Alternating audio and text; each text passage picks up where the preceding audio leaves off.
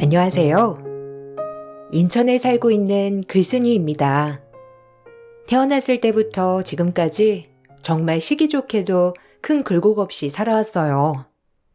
절 너무 예뻐하는 부모님과 함께 다복한 가정에서 살아왔고, 성인이 되어서는 절 많이도 사랑해주는 남편을 만나 결혼을 했죠. 진짜 다행히도 시부모님 또한 정말 인자하시고 늘 저를 예뻐해 주시는 분들이라 시집살이 같은 것도 전혀 없이 지내왔어요.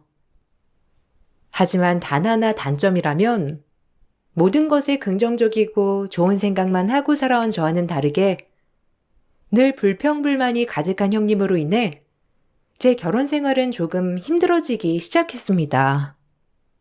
극도로 예민한 형님 때문에 시부모님 또한 눈치를 많이 보셨거든요.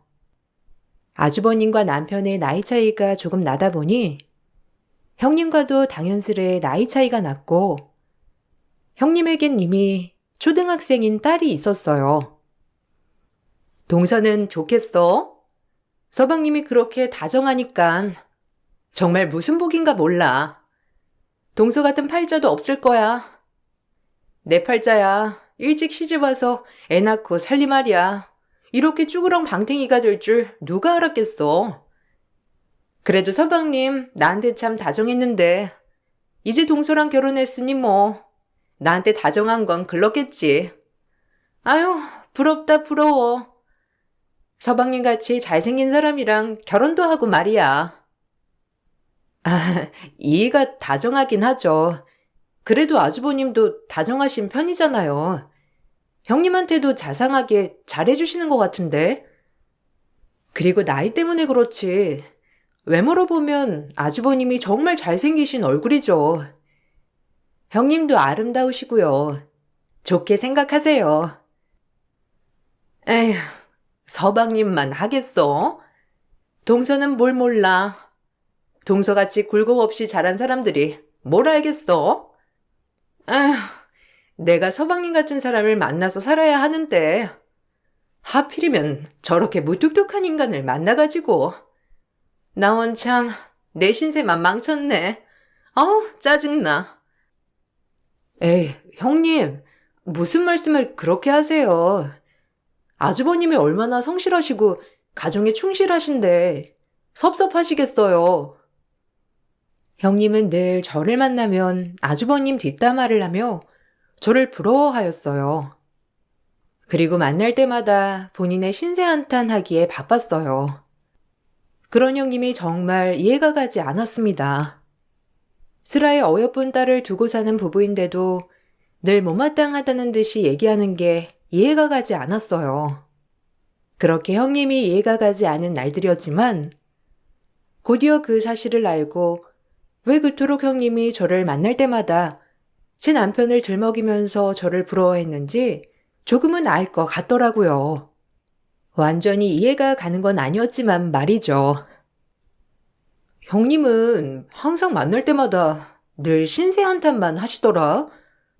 솔직히 아주버님 정도면 정말 괜찮지. 직업 탄탄하겠다 성실하시고 가정에 충실하시기까지 뭐가 그렇게 불만이시길래 늘 나만 보면 그러실까? 가끔 보면 정말 이해 안 간다니까. 너무 일찍 결혼하셔가지고 젊은 나날이 후회되나? 그래서 우리 보고 부러워서 그러는 건가? 하여튼 좀 특이하셔 정말. 아, 형수님, 나 결혼하기 전까지 매번 내가 이상형이었다고 늘 그러더라고.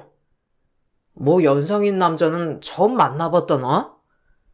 그 연상인 남자가 우리 형인 거고. 근데 처음엔 나도 그냥 나 기분 좋으라고 한 얘기인 줄 알았는데 맨날 들으니까 조금 소름 돋는 거야. 계속 이상형이다 어쩐다. 내가 도련님을 만났어야 했다. 뭐 이런 얘기만 하니까 점점 듣기 싫어지더라고. 어머, 진짜? 웬일이야? 난 정말 까맣게 몰랐네. 그래서 나한테 그렇게 부럽다고 한 거구나. 자기가 이상형이니까. 근데 자기랑 형님이랑도 나이 차이 엄청나지 않아? 형님은 연하남이면 그저 좋은가? 진짜 특이하시네. 아주버님 섭섭하겠다. 지금은 어떨지 모르겠지만 당신 만나기 전까지 계속 그랬어. 결혼하지 말라는 둥, 그 여자가 부럽다는 둥. 형이 불쌍하지. 형은 진짜 형수밖에 모르고 사는데. 형은 그냥 형수님이 장난치는 줄 알았을걸? 난 진짜 소름 돋던데. 그러게. 한두 번도 아니고 매번 자기 만날 때마다 그랬다는 게 소름이 돋긴 하네. 진짜 쇼킹이다. 이제 다 이해가 가. 남편이 해준 얘기를 듣고 소름이 조금 돋았지만 그냥 그때까지는 그러려니 했어요. 하지만 이 얘기를 들어서 그런지 형님네와 만나는 자리가 있으면 묘하게 형님이 하는 행동이 조금 소름이 돋기 시작했어요. 아무래도 진짜 아주버님에게 하는 거랑 제 남편에게 하는 게 정말 달랐거든요. 그리고 그런 모습을 보니 아주버님이 조금 안쓰럽게 느껴졌습니다. 서방님, 이것 좀 드셔보세요. 이거 서방님이 좋아하는 거잖아요. 제가 살 발라드릴 테니까 밥 숟갈 들어보세요. 됐어요, 형수님.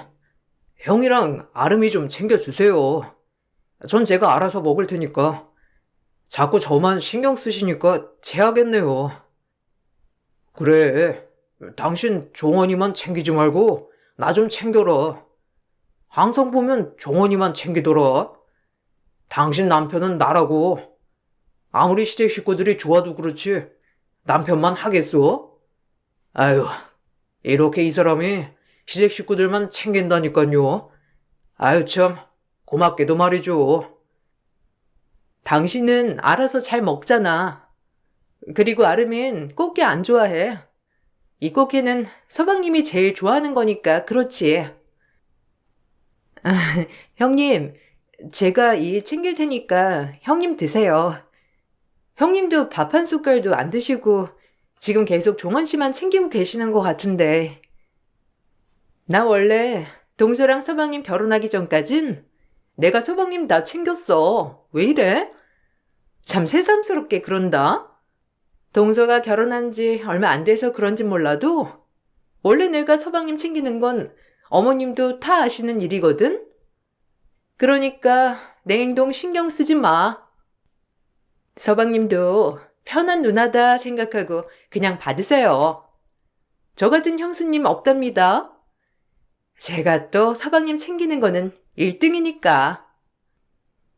딱 잘라 본인이 제 남편을 챙기는 것을 신경 쓰지 말라고 하니 할 말이 없더라고요.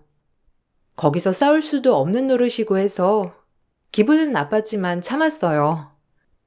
남편도 엄청 부담스러워하는 것 같았지만 아주버님을 보곤 참고 넘기는 것 같더라고요.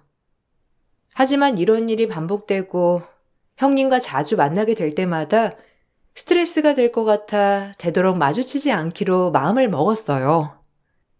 만나면 자꾸 이상한 쪽으로 생각이 드는 것이 이러면 안 될 것 같아 모두를 위해서 거리를 두기로 마음을 먹은 것이었거든요. 자기한테 그런 말 들어서 그런지 모르겠는데 형님 진짜 이상한 것 같아. 그냥 되도록이면 좀 멀리 해야겠어. 그래, 당신이 그렇다면 그러자. 나도 사실 불편해. 형 때문에 참는 거긴 한데 너무 심하게 챙겨주니 부담스럽기도 하고 거기다 대고 화내면 더 이상한 놈 같잖아. 되도록이면 마주치지 말자. 그게 속 편할 것 같긴 해. 그럼 형수님도 그만하시겠지. 그렇게 결론을 내리고 협의를 모았고 되도록 마주치지 않았답니다. 그리고 몇 달 후 전 임신을 하였어요. 임신을 했다고 하자 어머님은 너무 좋아하시며 축하를 해준다며 온 식구들을 모아 식사 자리를 마련하셨더라고요. 저도 형님네와는 자주 마주치지 않고 싶었지만 축하를 해주신다고 하니 좋은 마음으로 남편과 함께 시댁에 방문하게 되었고 그렇게 식사를 했어요. 아가, 축하한다. 요즘 세상 너무 좋다. 임신한 지 얼마 되지도 않았는데 성별도 나오고 떡두꺼비 같은 아들이라니 너무 좋은데? 우리 집 태를 너네가 있는구나. 아유, 마음 같아선 큰아기도 둘째나 가졌으면 좋겠는데 식구는 많으면 좋거든. 축하해 주셔서 너무 감사해요. 그러게요. 요즘엔 성별도 빨리 알려주시니까 물품 준비하기도 너무 좋은 거 있죠? 아, 어머님, 둘째라니요? 부담되게 그런 말씀은 왜 하시는 거예요? 저희가 안 낳고 싶어서 안 낳는 줄 아세요? 이 나이를 보세요. 둘째가 생기겠나? 아, 속 터져.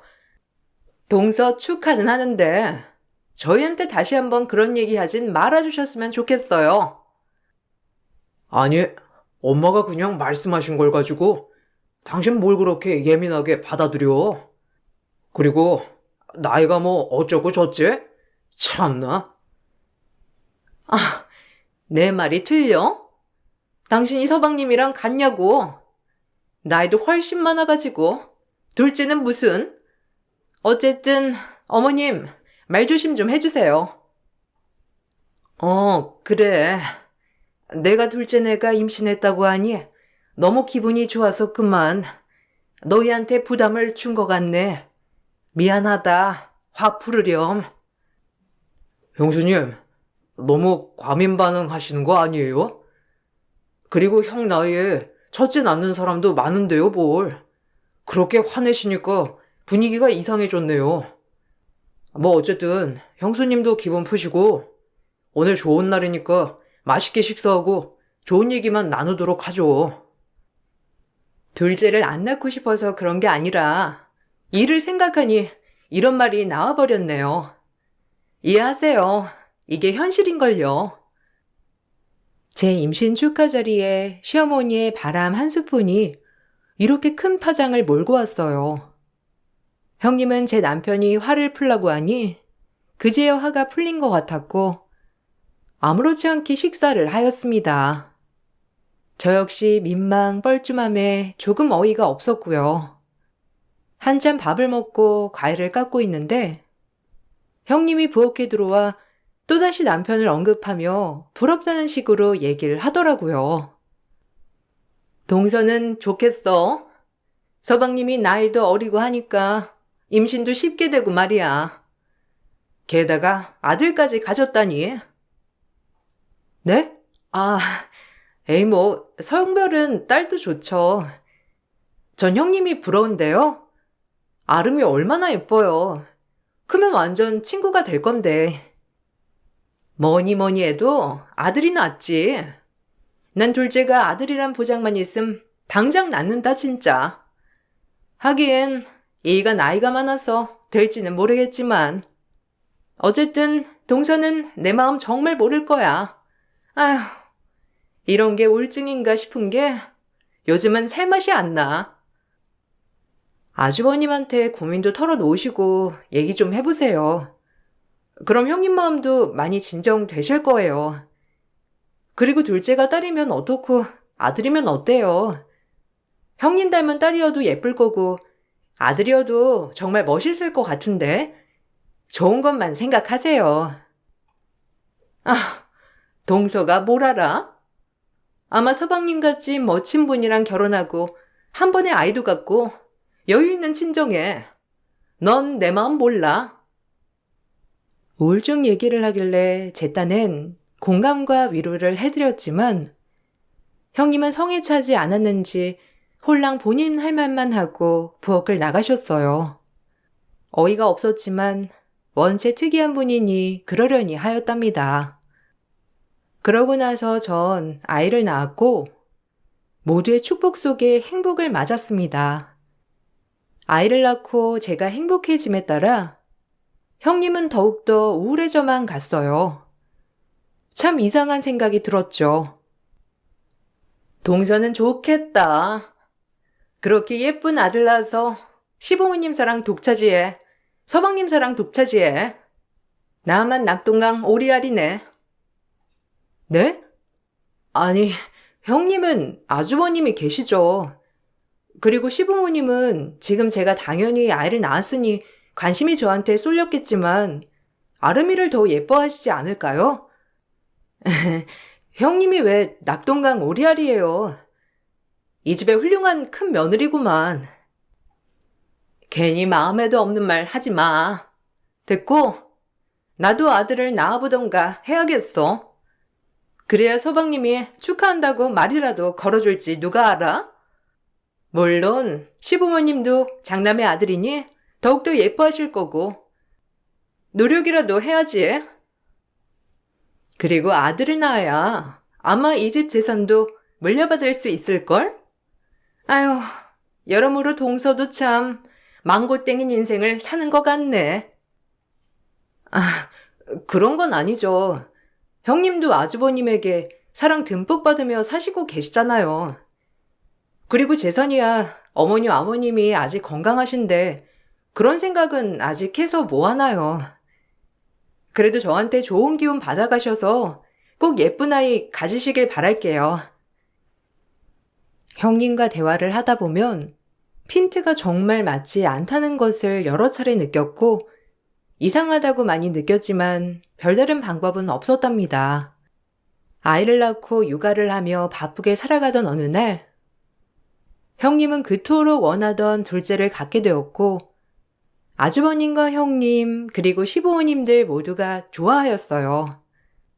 저 역시 형님이 그토록 바라던 둘째를 바로 갖게 된 것을 너무 축하해 주었죠. 거 봐요, 형님. 안 되는 게 어딨어요. 축하드려요. 제 아들이랑 터울도 많이 안 나니까 아이들끼리도 너무 좋겠어요. 아름아, 너도 동생 생기니까 좋지? 우리 아름이 동생 둘이나 생겼네. 축하해, 아름아. 이제 아름이가 이 집 제일 큰 누나야.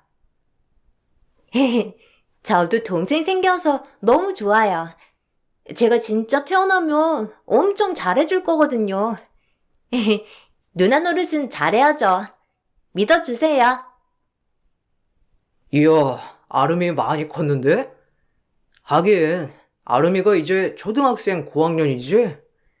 어쨌든, 형수님, 축하드려요. 형도 축하해. 그래, 고맙다. 아휴, 믿기지가 않아. 그렇게 노력해도 생기지 않더니. 그래도 생기긴 하네.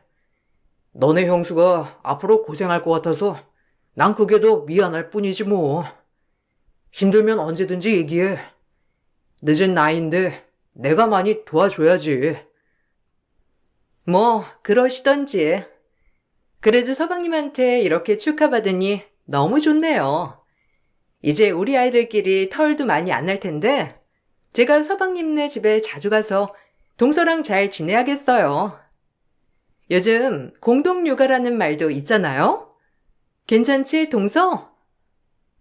어머님한테 뭐 해달라고 할까? 내가 둘째 낳았는데 어머님, 아버님이 뭐라도 해주셔야지. 안 그래? 이 나이에 이게 어디 쉬운 줄 알아? 주책 떤다 또. 우리가 좋아서 낳았는데 왜 엄마 아빠한테 뭘 바라길. 그러지 마. 우리만 행복하면 되는데. 벌써부터 아들을 낳았다고 시부모님에게 뭔가를 받아내려고 하는 형님이 당혹스러웠지만 얼마나 좋으면 저럴까 했어요. 그리고 형님과 멀어지기로 마음을 먹었지만 저렇게 웃으며 말하는 통에 거절할 수 없었고 형님이 둘째까지 가진 마당에 당연히 아이 키우느라 우리에게도 관심이 줄어들겠지라고 생각했어요. 그러면서 당연히 잘 지내기로 마음을 먹었고요. 그리고 형님은 출산을 했고 정말 바라시던 아들을 낳게 되었어요. 둘째를 낳고 싶은 마음을 먹은 지 8년 만에 얻은 금지옥엽 아들이었죠. 형님과 아주버님이 너무 좋아하니 저 역시 마음이 참 좋으면서 풍요로운 생각이 들었어요. 우리 귀한 아들 정말 잘 키울 거예요. 어떻게 얻은 내 아들인데. 아우, 내 아들이지만 너무 잘생기지 않았어? 그러게요. 너무 예뻐요, 형님. 형님이랑 똑 닮은 것이 진짜 오목조목 잘생겼어요. 꼭 아이돌 시키면 되겠는데요? 근데 너무 신기한 게 아들은 엄마 닮는다는 말이 딱인가 봐요. 어쩜 형님 얼굴만 있고 아주버님은 하나도 없는데요? 참나, 무슨 말을 그렇게 해? 그리고 엄연히 따지면 우리 집 대를 이을 아들이잖아. 뭐든지 아들이 해달라는 건 다 해주고 키울 거야. 집안 거덜나는 거 아닌가 모르겠다. 그래도 당신 너무 고생했어. 늦은 나이에 애 낳는 게 쉬운 게 아니었을 텐데. 근데 재수 씨 말대로 내 얼굴은 어찌 하나도 없는 것 같아. 이렇게 잘생겼을 수가 있나?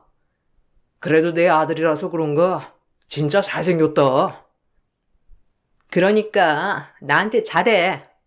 아들 낳아줬으니 아파트 명의 내 이름으로 돌려놓고, 알겠지? 이 나이에 이렇게 아이 낳는 게 쉬운 게 아니잖아. 어차피 가족인데 이 정도는 해줄 수 있지? 출산 선물이라고 생각할 테니까 빠른 시일 내에 돌려놔줘. 형님은 아이를 낳자마자 고생했다는 아주버님의 말에 아파트 명의 이전을 요구하였어요. 역시나 보통 분은 아니시다 생각이 들었고, 글이 읽고 나서 형님은 온 힘을 다해 둘째 육아에 힘썼습니다. 저희 아이와 나이 터울이 많지 않아 자주 왕래를 하였는데, 어느 날 형님은 본인 아들이 속역류가 심해 개원햄에 있어서 살이 찌지 않는다고 고민을 많이 하더라고요. 저 역시 같은 고민을 했던 터라 형님의 고민을 덜어드리고자 제가 했던 방법을 제시해 주었고, 형님도 좋아하였어요. 형님, 사냥분유 한번 먹여보세요. 저희 아들도 역류가 심하고 살이 좀 안 쪘는데 누가 추천해줘서 먹여봤거든요. 지금은 표준 몸무게보다 더 나가는 거 있죠?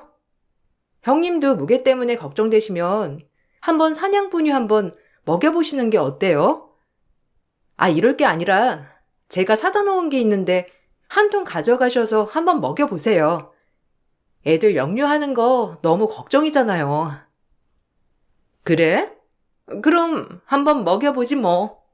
잘 먹일게. 그래도 같이 육아하니까 너무 좋네. 이런 것도 공유하고 말이야. 난 완전 옛 시대에 머물러 있어서 뭐가 좋은지 잘 몰라. 옆에서 동서 덕분에 좋은 거 많이 배워갔네. 고마워. 그러게요. 이거 먹고 좋아져야 할 텐데. 저희 아이는 확실히 좋아져가지고 꼭 잘 맞길 바래야죠 뭐. 그렇게 형님에게 저희 아들이 먹는 사냥분유 한 통을 나눠주었어요. 그저 조카가 이것을 먹고 개원햄과 속역류가 좋아지기 바랄 마음뿐으로 말이죠. 그렇게 전 그 일을 까맣게 잊고 지냈는데, 며칠 뒤 형님에게 화가 난 말투로 전화가 왔습니다. 다짜고짜 너무 화를 내셔서 저 역시 역정이 나더라고요. 이유 불문하고 바로 화부터 내니 저 딴에도 기분이 나빴거든요. 동서, 당장 우리 집으로 와. 기가 막혀서 정말. 이 전화 끊고 바로 안 오면 내가 가만 안 둘 줄 알아. 얼른 와. 형님, 무슨 일이신데요? 아니, 자초지종을 말씀해 주셔야 저도 납득이 가죠. 무슨 갑자기 화를 내시면 제가 어떡해요. 자초지종? 얼른 우리 집으로 오라고. 뻔뻔한 게 아주 하늘을 찌르네. 와서 이유 들으면 되니까 당장 튀어와. 형님은 제 전화에도 아랑곳하지 않고 전화를 끊었어요. 전 기가 막히고 무작정 화를 내시는 형님에게 너무 화가 나서 당장 아들을 데리고 형님네 집으로 향했어요. 제 머릿속으로는 제 잘못이 전혀 떠오르지가 않았기 때문에 더더욱 어이가 없었죠. 그리고 도착을 해 아들을 바닥에 내려놓자마자 형님은 아무런 설명 없이 제 뺨을 내리치더라고요. 너 이거 어떻게 된 거야? 네가 사준 사냥분유에 무슨 짓 했어? 너 때문에 내 아들이 지금 어떻게 된 줄 알아? 밤새 경기하고 발발 떨어서 응급실 갔다가 지금 입원해 있다고. 그 조그만 아기한테 무슨 짓을 한 거야? 너 우리 아들이 이 집안 장남의 아들이니 혹시 어머님이 재산이라도 우리 집 많이 물려줄까봐 그런 건 아니야? 그게 아니고서야 어떻게 이런 일이 있을 수가 있냐고. 당신 진정해. 이 사람 말이 사실이에요? 이 사람 말은 재수 씨가 준 분유를 먹자마자 아들이 이렇게 됐다는데. 네? 무슨 말이에요? 천천히 얘기 좀 해보세요. 그리고 그 사냥분유는 뜯지도 않은 건데 말이 되는 소리를 해야 할 거 아니에요. 여보, 동서가 이렇게 은큼해. 동서가 준 사냥분유가 아니었으면 우리 아들이 왜 경기를 하겠어? 너 오늘 가만 안 둬. 반년 만에 얻은 금지옥엽 형님 아들이 경기를 일으키자 내 뺨을 날린 형님이었고 전 그 소리를 듣자 어안이 벙벙했어요. 제가 너무 어이없어하고 억울해하는 와중에 그 모습을 가만히 지켜보던 형님의 딸 아름이가 소리를 질러댔습니다. 그리고 그 소리를 친 순간 집안은 아사리판이 돼버리고 말았어요. 딸의 입에서 나온 말은 가히 충격적이었거든요. 내가 모를 줄 알았나 본데. 난 다 알고 있었지. 네가 엄마야? 당신이 엄마냐고. 왜 작은 엄마한테 그래? 작은 엄마, 죄송해요. 제가 대신 사과드릴게요.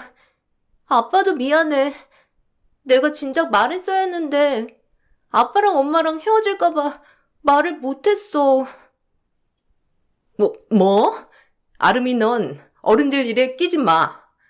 이게 어디서 낄 때 안 낄 때 구분을 못하고 지금 나서기에 얼른 방으로 들어가. 아니, 아름이 말 들어봐야겠어. 당신이랑 아름이랑 완전 말이 다르잖아. 당신은 우리 아들이 재수 씨가 준 사냥분유를 먹고 그렇다고 하고 아름이는 당신 때문이라고 하고 아름이 말을 들어봐야 할 거 아니야. 아름이 네가 얘기해봐, 얼른. 엄마가 분명 준이 먹는 분유에 이상한 걸 넣는 걸 봤다고. 그거 먹고 준이가 병원에 간 거예요, 분명해. 저기 찬장 서랍에 있는 걸 탔어. 그리고 얼른 감췄고. 준이가 아파하는 걸 보고 나 너무 무서워서 아무 말도 못했어. 한두 번이 아니야.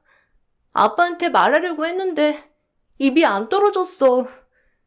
혹시라도 우리 가족 어떻게 될까봐. 근데 준이 이렇게 아파하니까 말해야 할 것 같아. 엄마 사실대로 얘기해. 엄마가 준이 분유에 뭐 이상한 거 넣었잖아.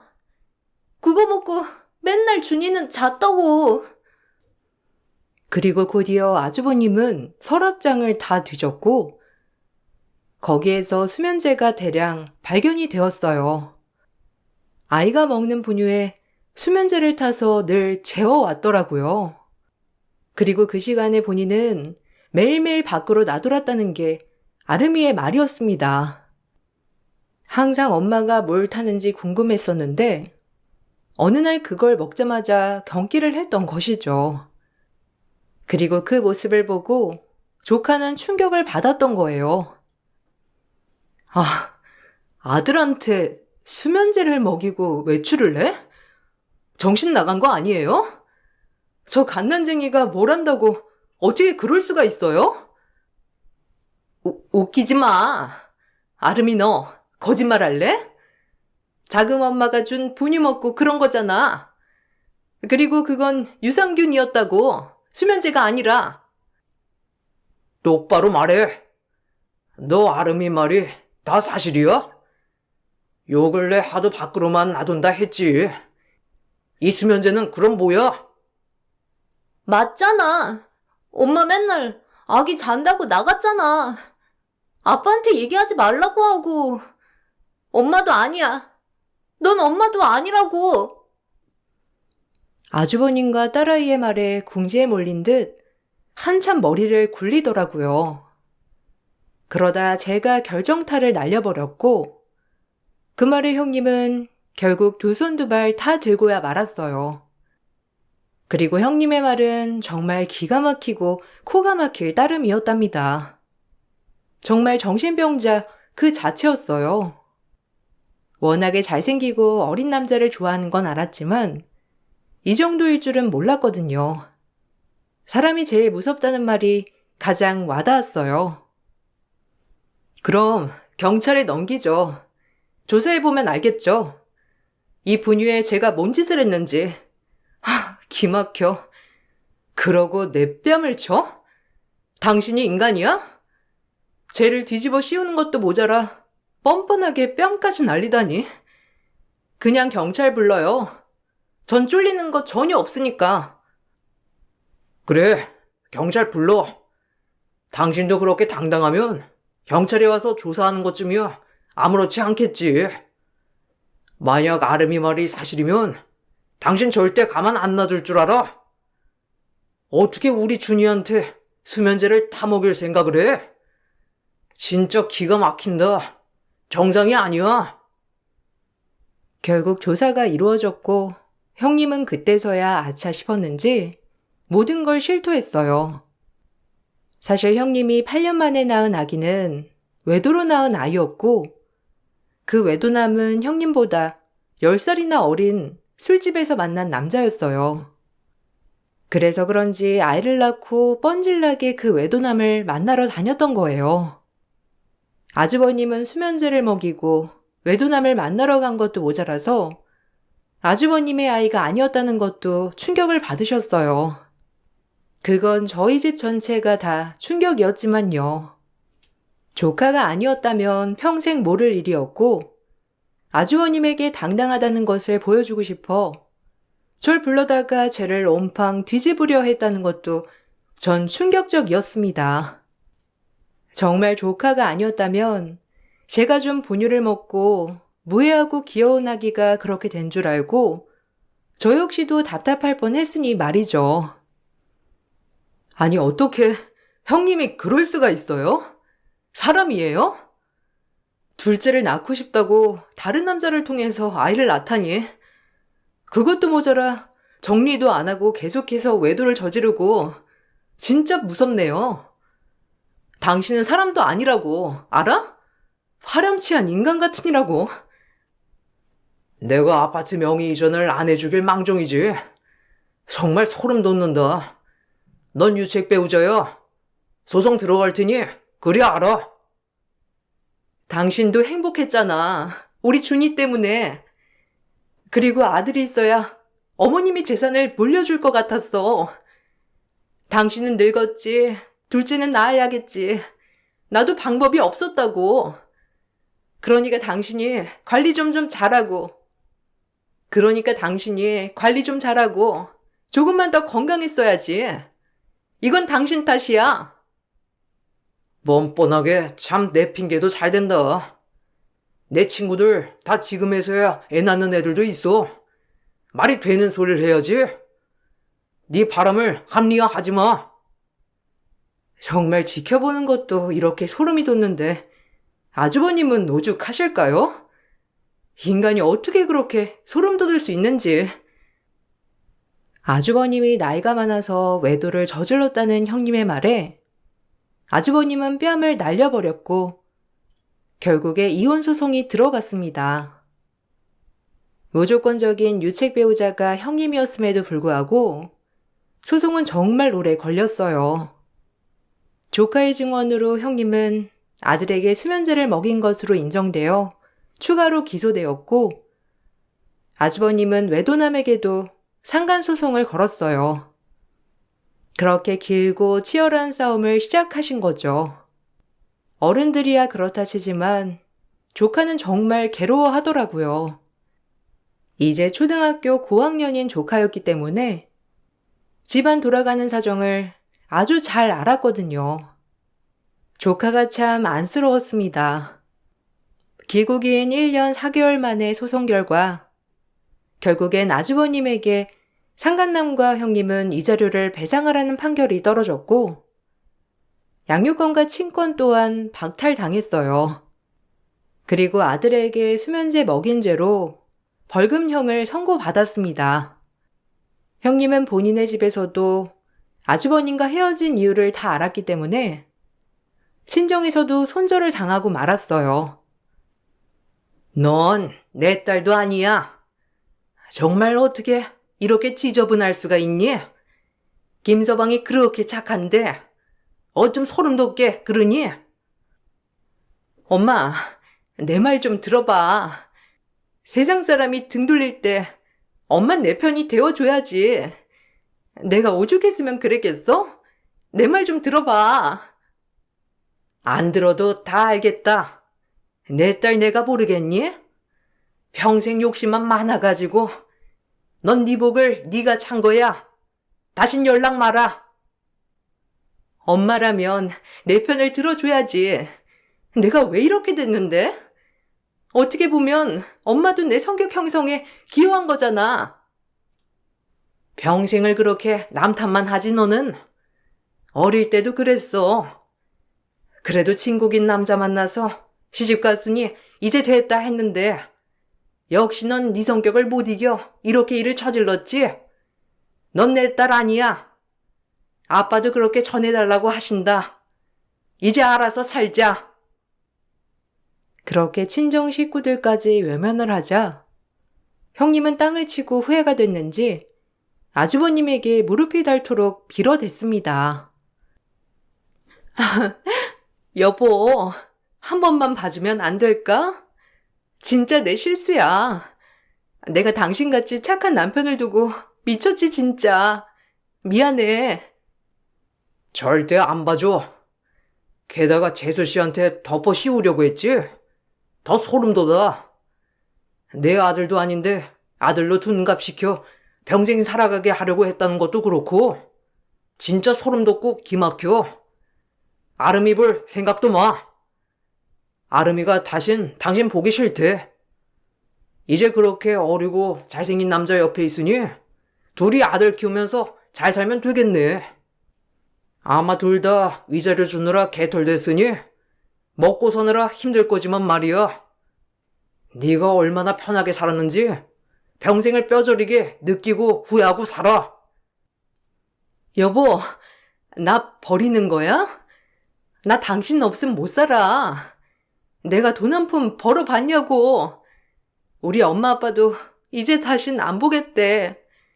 나 어떻게 당신이 책임져 줘야지. 제발 내가 이렇게 무릎 꿇고 빌게. 다신 한눈 안 팔 거야. 딱 눈 감고 용서해 주라. 응? 제발. 손 치워. 이 더러운 손. 당신은 최소한의 양심도 없는 인간이니까 다신 나볼 생각도 하지 마. 가자, 아름아. 이젠 엄만 없을 거야. 엄마 다신 안 봐. 더러워. 난 아빠만 있으면 돼. 엄마, 아니 아줌마. 앞으로 평생 우리 볼 생각 마요. 아빠, 우리 가요. 그렇게 아주버님네 가족은 파탄이 난 채로 끝났어요. 형님을 잘 아는 사람에게 듣기론 머지않아 그 상간남도 형님이 돈 없는 개털이 되자 본인 아들과 형님을 버리고 떠났다고 하더라고요. 형님은 여기저기에서 외면받고 지금은 아들을 키우기 위해 공장 생산직에서 일을 한다고 합니다. 아주버님에게 줄 딸 양육비와 지금 본인과 아들이 먹고 살려면 뼈 빠지게 일을 해야 먹고 살 수 있었거든요. 지금은 시간이 많이 지나서 조카는 벌써 고등학생이 되었어요. 그래도 다행인 건 아주버님도 최근 정말 좋은 분과 재혼을 하셨고 조카도 마찬가지로 새엄마를 너무 기쁘게 반기더라고요. 아주버님이 아픔에서 벗어나 이제야 밝게 웃으시게 된 거죠. 아직도 그 분유를 준 제 탓을 하면서 당당하게 제 뺨을 날리던 형님 얼굴이 가끔 떠오르지만 그래도 모든 벌 달게 받고 지금은 죽은 듯 지내고 있으니 인과응보라는 말이 딱 맞아 떨어지는 것 같아요. 시간이 많이 지났지만 그때 일이 너무 생생해 글을 한번 남겨보았는데 다들 놀라진 않으셨을지 궁금하네요. 이 이야기가 아주버님이 행복해지셔서 쓸 수 있었던 이야기 같아요. 성실하고 착한 아주버님과 조카를 가장 응원하는 사람 중에 한 명이거든요. 추운 날씨 건강 유의하시길 바라며 이야기를 마치겠습니다. 들어주셔서 감사합니다. 안녕하세요. 저는 7살 아이를 키우고 있는 40대 주부입니다. 요즘 들어 고민이 생겨서 이렇게 글을 써보게 되었습니다. 많은 분들의 의견을 듣다 보면 생각도 정리되지 않을까 싶어서요. 저는 남편과 지인의 소개로 만나게 되었습니다. 남편도 40대 중반이었고 저는 30대 후반으로 늦은 나이에 만나게 되었죠. 나이가 어느 정도 있다 보니 6개월 만에 결혼을 결심하게 되었습니다. 양가에서도 반대 없이 모두가 축복하는 결혼을 하게 되었어요. 결혼을 하고 나서는 임신을 시도했지만 생각보다 쉽게 되지 않더라고요. 불임 검사도 해봤는데 저와 남편 모두 이상이 없다는 결과를 보게 되었습니다. 그렇지만 시댁에서는 임신이 잘 되지 않자 저에게 문제가 있는 거 아닌가 생각을 하셨던 것 같아요. 그래, 요즘은 몸이 좀 어떠니? 임신 준비는 하고 있는 거니? 저번에 검사도 받았다며. 네, 어머님. 이번에 저랑 남편 둘 다 불임 검사를 받았는데 특별하게 이상이 없다고 하더라고요. 그거 검사 잘못 나온 거 아니니? 아무리 노력해도 임신이 안 되는데 이상이 없다는 게 이상하잖아. 그럴 수도 있다고 하니 기다려 봐야죠. 아니, 우리 애는 어릴 적부터 건강한 음식만 먹고 자랐고 별 이상 없을 것 같은데 솔직히 너는 자주 아프기도 하고 너무 마르기도 했고 좀 자세히 검사 좀 받아보지 그랬어. 네? 어머님, 혹시 저한테 문제 있을 거라고 생각하시는 거세요? 아니, 뭐 꼭 그렇다기보다는 남자들이야 본인이 이상이 있는 거 스스로도 잘 느끼지만 여자들은 솔직히 잘 모르잖아. 우리 아들은 그런 거 없다고 하니까 그런 거지.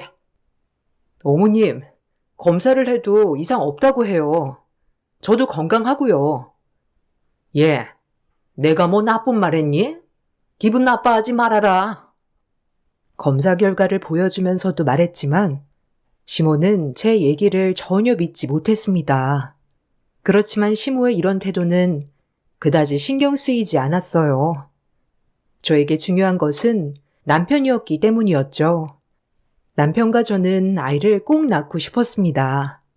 그래서 임신을 마냥 기다리기보다는 시험관이라도 시작을 해야 하나 싶었는데 정말 기적처럼 자연 임신을 하게 되었죠. 임신이 되고 나서는 아이는 건강하게 뱃속에서 자랐고 무사히 출산을 하게 되었습니다. 그토록 남편이 딸아이를 원했는데 남편이 너무나 좋아하는 딸아이를 낳게 되었죠. 정말 귀하고 예뻤어요. 그렇지만 시모는 아들이 아니라는 것에 별로 좋아하지는 않으셨죠. 출산을 한 날 병문안을 오시고서도 막말을 내뱉으셨습니다. 축하한다, 아들. 그래도 뭐 하나 달고 나오면 좋을 것을. 뭐 다음이 있으니까. 엄마, 무슨 그런 말을 해. 고생한 며느리한테 축하한다고 해야지. 그래, 며느리 참 축하한다. 아들이라면 더 축하해서 잔치라도 열어줄 건데 딸이라고 하니까 어쨌든 딸은 살림 미천이라고 하니 잘 키워서 살림에 보태거라. 어머님, 그래도 손녀인데 그런 식으로 말씀하시면 서운하죠. 우리 아이 보셨어요? 정말 너무 귀엽고 예뻐요, 어머님. 그래, 딸이 뭐 예쁘기라도 해야지 어쩌겠니? 뭐 하나 달고 나오면 더 이쁠 텐데 아쉽게 됐네. 어쨌든 축하한다. 시모는 아이가 태어나고 나서도 아들이 아닌 것에 별로 좋아하지 않았고, 반면 남편은 딸의 말이라면 무엇이든 다 해줄 것처럼 다 해주었죠. 아이가 태어나고 나서 육아휴직 중이었던 저는 휴직 기간이 끝나고 정말 많은 고민을 했어요. 고민 끝에 어머님이 아이를 봐주겠다고 얘기를 해주셔서 잠시 낮 시간대에 봐주시기도 했지만 정말 힘든 일이더라고요. 남편과도 여러 번 얘기를 한 끝에 직장을 그만두고 아이의 육아에 몰입하기로 했습니다. 당신, 내가 부탁이 하나 있는데 말이야. 갑자기 무슨 부탁? 사실 오래전부터 고민을 했었는데 우리 윤솔이 아직 너무 어리기도 하고 부모 손이 필요할 것 같은데 나나 당신이나 바쁘니까 조금 부족할 수도 있겠다 싶더라고. 내가 일을 그만두면 좋겠지만 그럴 상황이 아니라서 혹시 당신은 어떻게 생각하는지 싶어서 물어보려고. 그래, 나도 계속 고민은 하고 있었어. 아직 윤솔이도 어리고 엄마 아빠 손도 많이 필요할 때인데 평일에는 일하느라 아이도 제대로 못 돌보고 주말에도 쌓인 피로 때문에 아이랑 시간을 보내기도 너무 어려웠잖아. 나도 그래서 일을 그만둬야 하나 많이 고민을 하고 있었어. 내가 그만두는 게 좋을지 나도 생각을 해봤는데 아무래도 당신이 일을 잠시 쉬는 게 어떨까 싶어. 당신은 아이를 케어하고 나는 경제적인 부분을 케어하다 보면 우리가 좀 더 좋은 가정을 꾸릴 수 있지 않을까 싶어서. 이건 당신한테 강요하는 건 아니고 단지 당신 생각을 물어보고 싶어. 나도 사실 내가 직장을 그만두고 아이를 케어하는 게 현실적으로는 맞는다고 생각을 해. 그렇지만 나중에 되어서 내가 취업을 하지 못하면 어쩌지 걱정도 되는 게 사실이고, 아이가 어느 정도 클 때까지는 일을 못하니 그 후에도 취업이 가능할까 걱정이네. 맞아. 그런 부분이 가장 걱정이겠지만 지금 이 시기는 다시 돌아오지 않을 거라고 생각해. 내가 더 잘할 테니까 긍정적으로 생각을 해주면 좋겠어. 남편과 여러 번의 대화 끝에 저는 아이를 좀 더 집중해서 케어를 하기로 했고, 남편은 이직을 해서 경제적으로 여유로운 상태로 바꾸기로 선택을 했습니다. 그렇게 저는 아이를 키우면서 집안일을 돌보게 되었고, 남편은 좀 더 많은 돈을 벌기 위해서 출장이 잦은 곳으로 이직을 하게 되었죠. 이전에 비해서 돈은 2배 정도 많이 벌었지만 집에 오는 날이 한 달에 보름 정도밖에 되지 않았어요.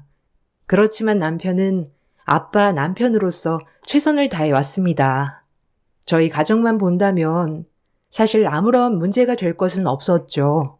너무나 행복하고 좋았지만 시댁이 끼어들게 되면 항상 문제가 생겼어요. 아이가 아주 어릴 적에는 그러지 않았지만 조금씩 크면서 심한 낯가림을 시작했습니다. 시댁에 가면 아이가 낯을 가려서 시모를 피하기 바빴죠. 그때마다 시모의 막말은 이어졌습니다. 쟤는 아주 그냥 이쁨 받을 줄을 몰라 정말. 저렇게 나만 피해 다니니 내가 이뻐해줄 생각이 눈코만큼도 안 들지. 어머님, 아이들이 지금은 낯을 많이 가릴 때라고 해요. 그렇게 얘기하면 아이들도 다 들어서 더 피하죠.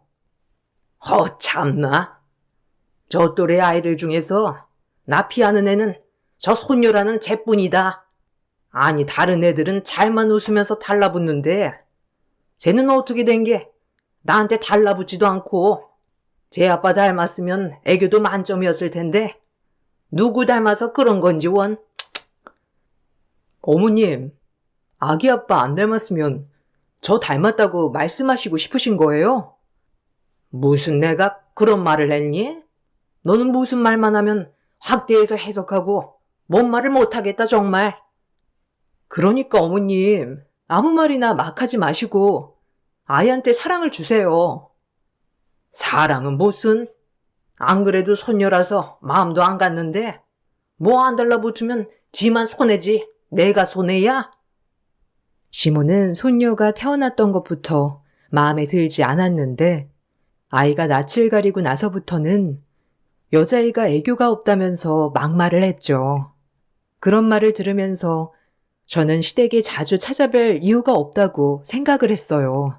그래서 남편에게 이야기를 하고 시댁에 찾아뵈는 걸 줄이겠다고 하니 남편이 시어머니께 뭐라고 한 모양이더라고요.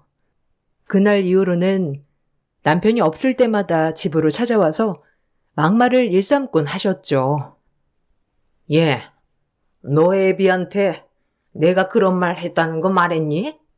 아주 그냥 뭔 말을 못하겠다, 야. 시애미가 한 소리 할 수도 있지. 어머님, 저한테 하는 말은 그러려니 해도 아이한테 하는 말은 그러려니가 안 돼요.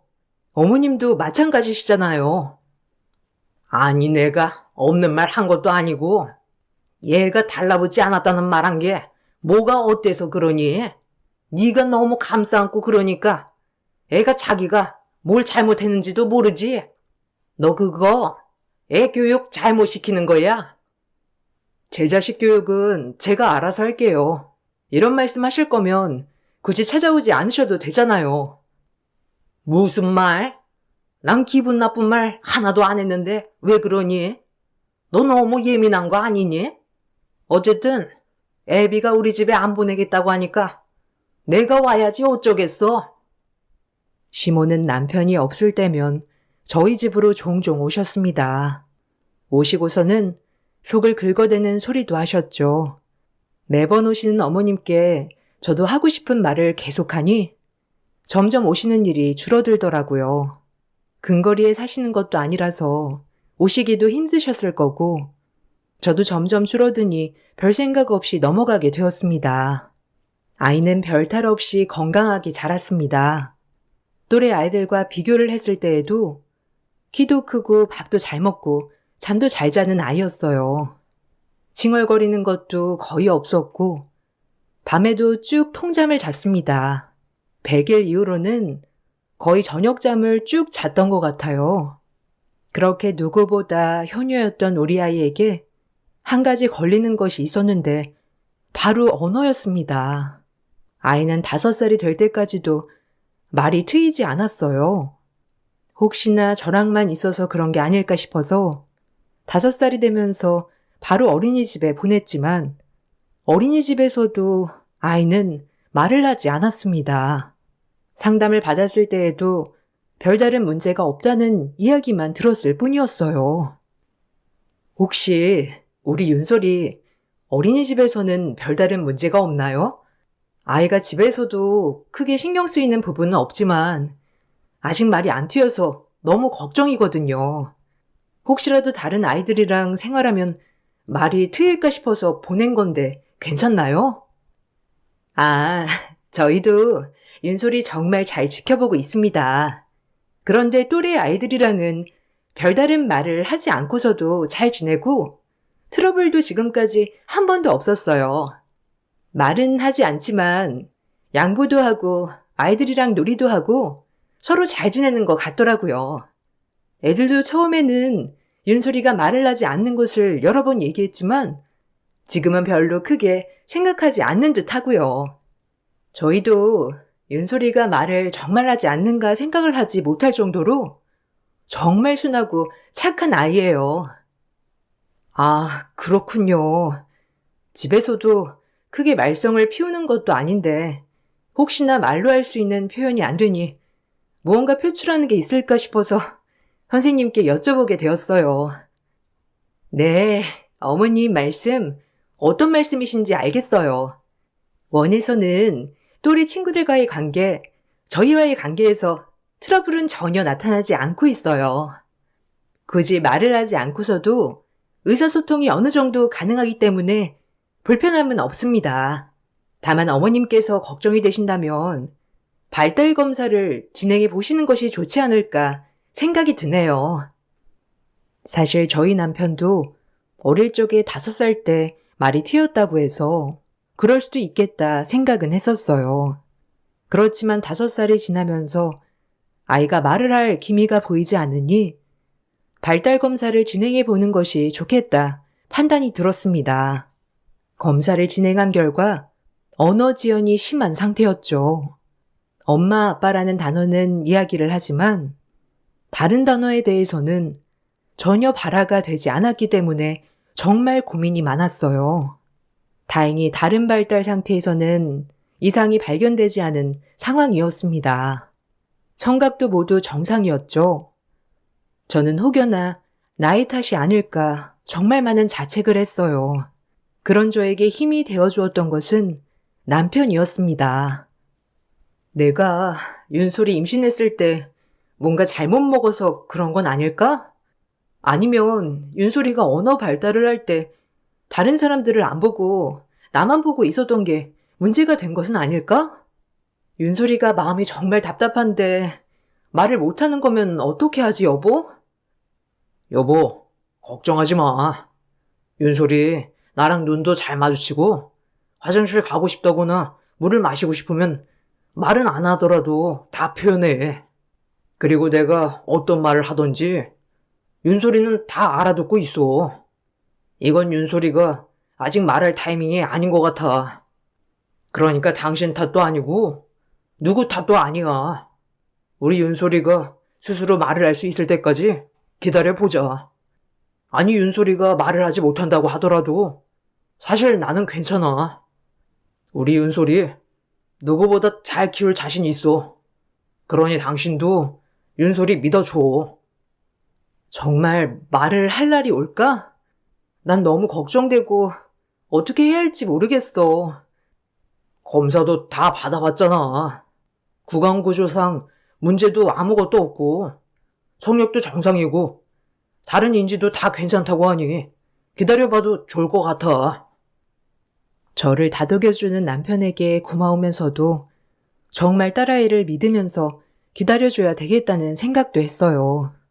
남편 역시 5살이 되어서 말이 트였기 때문에 윤솔이에게도 조금 늦은 타이밍에 말문이 열릴 거라 생각이 들었죠. 아이의 언어 지연이 판명되면서 저는 아이와 정말 많은 사람들을 만나기 위해 노력했습니다. 다른 사람들의 말을 많이 접하면 아이도 자신의 생각을 말로써 표현할 수 있을 거라 생각했기 때문이었어요. 거기다가 남편도 직장을 이직해서 딸과 함께 할 시간을 좀 더 만들었습니다. 이전보다 월급은 줄었어도 아이와 시간을 보내기 위해서 많은 노력을 했어요. 그렇지만 저희의 노력과는 반대로 아이의 언어는 7살이 되어서까지도 트이지 않았습니다. 간단한 단어만 이야기를 했을 뿐 또래 아이들처럼 이야기를 하지는 못했어요. 그렇지만 조금씩 말하는 단어들이 늘어나고 있었기 때문에 희망의 끈을 놓지 않은 상황이었습니다. 주변 사람들은 저를 응원해주고 아이에게 아무렇지 않게 대해주었습니다. 그렇지만 유독 시몬은 아이를 못마땅하게 생각을 했어요. 사건이 발생한 날은 아이가 7살 되던 해 설이었습니다. 윤설아, 엄마는 명절 음식 챙겨야 해서 윤솔이 옆에 계속 있을 수가 없어. 그렇지만 대신 할머니랑 아빠, 다른 가족들이 같이 있을 거니 걱정하지 말고 여기 있으면 돼. 어머님, 윤솔이 잠시 봐주세요.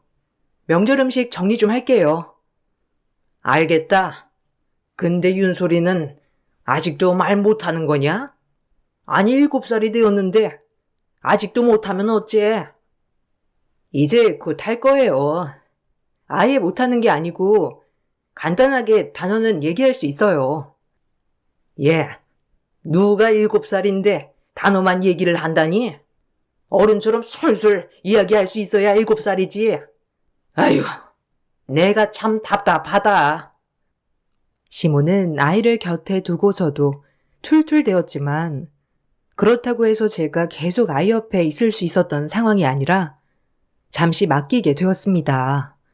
음식을 준비하던 중에 잠시 둘러보니 아이는 조용히 앉아서 놀고 있더라고요. 그 모습을 보고 안심을 하고 밥을 차리려고 들어갔습니다. 그러다가 밖에서 울리는 고함 소리에 놀라 나가게 되었죠. 아이고, 이게 뭐냐? 너 이게 뭐 하는 짓이야? 어머님, 어머님, 왜 그러세요? 아니, 얘가 숭늉을 엎질렀지 뭐냐. 바로 앞에 있는 것도 못 보고 이제는 앞까지 안 보이는 거냐? 아유, 어머님, 숭늉은 다시 떠오면 되잖아요. 진정 좀 하세요. 넌 저런 애를 낳고도 밥이 넘어가냐? 시모는 저를 향해 밥그릇을 던졌습니다. 시모의 말에 황당하고 어이가 없었지만 아이 앞에서 화를 낼 수는 없었기 때문에 손이 부들부들 떨리는 것을 부여잡고 아이에게 방으로 들어가라고 얘기를 했죠. 시모의 무례한 행동은 모든 친척들이 다 보고 있는 상황이었습니다. 다들 놀라서 저와 시모를 쳐다보고 있던 와중에 그때 아이가 갑자기 말을 하기 시작하더라고요. 할머니는 내가 없었으면 좋겠어? 왜 자꾸 아빠 발목 잡는다고 해? 윤소라, 너 지금 말하는 거니? 아니, 얘 지금 뭔 말을 하는 거냐? 얘, 너 지금 말할 줄 아는 거니? 알면서도 지금까지 입 다물고 있었던 거야? 할머니, 내가 왜 쓸데없는 아이야? 뭐? 할머니가 언제 그런 얘기를 했다고 그러니? 할머니, 아까도 그랬잖아. 쓸모없는 거 낳아서 아비만 고생한다고. 나 때문에 아빠 고생한다고 한 거 아니야? 딸아이의 말을 듣고 나서 다들 깜짝 놀랐습니다. 시모는 더욱 당황스러운 표정으로 아이를 보고 있었죠. 저와 남편은 아이가 말이 튀었다는 것을 듣고 깜짝 놀람과 동시에 시모가 아이에게 무슨 말까지 한 것일까 싶어 심장이 덜컹했습니다. 딸은 저와 남편이 없는 사이 할머니가 자신에게 한 이야기들을 모두 기억을 하고 있었어요. 할머니, 계속 그랬잖아. 아빠 발목 잡을래라고 했잖아. 거기다가 엄마 때문에 내가 말 못하는 거라고도 했잖아. 얘는 무슨 소리니? 내가 언제 그런 얘기를 했어? 아니다. 그런 말 한 게 아니고. 어머님, 아이한테 무슨 소리까지 하신 거예요? 소리는 무슨 소리? 나 윤소리한테 별말 한 거 없다. 그냥 말 못하니 아비가 계속 고생해야 하니까 안쓰러워서 한 말이다. 그럼 안쓰러워서 발목을 잡는다더니 그런 말을 했다는 거세요? 뭐 몇 번 할 수도 있는 거지. 그거 가지고 이렇게까지 화를 내야 하는 거니? 어머님, 어떻게 그럴 수 있으세요? 남편과 저는 시모를 향해 분노의 말을 쏟아 부었어요. 어머니, 도대체 아이한테 무슨 말을 한 거예요? 내가 무슨 말을 했다고 그래? 말도 못하는 애가 갑자기 한 말 가지고 너 엄마한테 이렇게 하는 거니? 어머님, 정말 도대체 무슨 생각으로 애 앞에서 그런 말을 하신 거예요? 쓸모가 없다니요. 뭔 애가 못할 말 했니? 말 못하는 벙어리 때문에 우리 아들 뼈 빠지게 일만 하고 있는데 그 정도 말을 할 수 있는 거 아니니?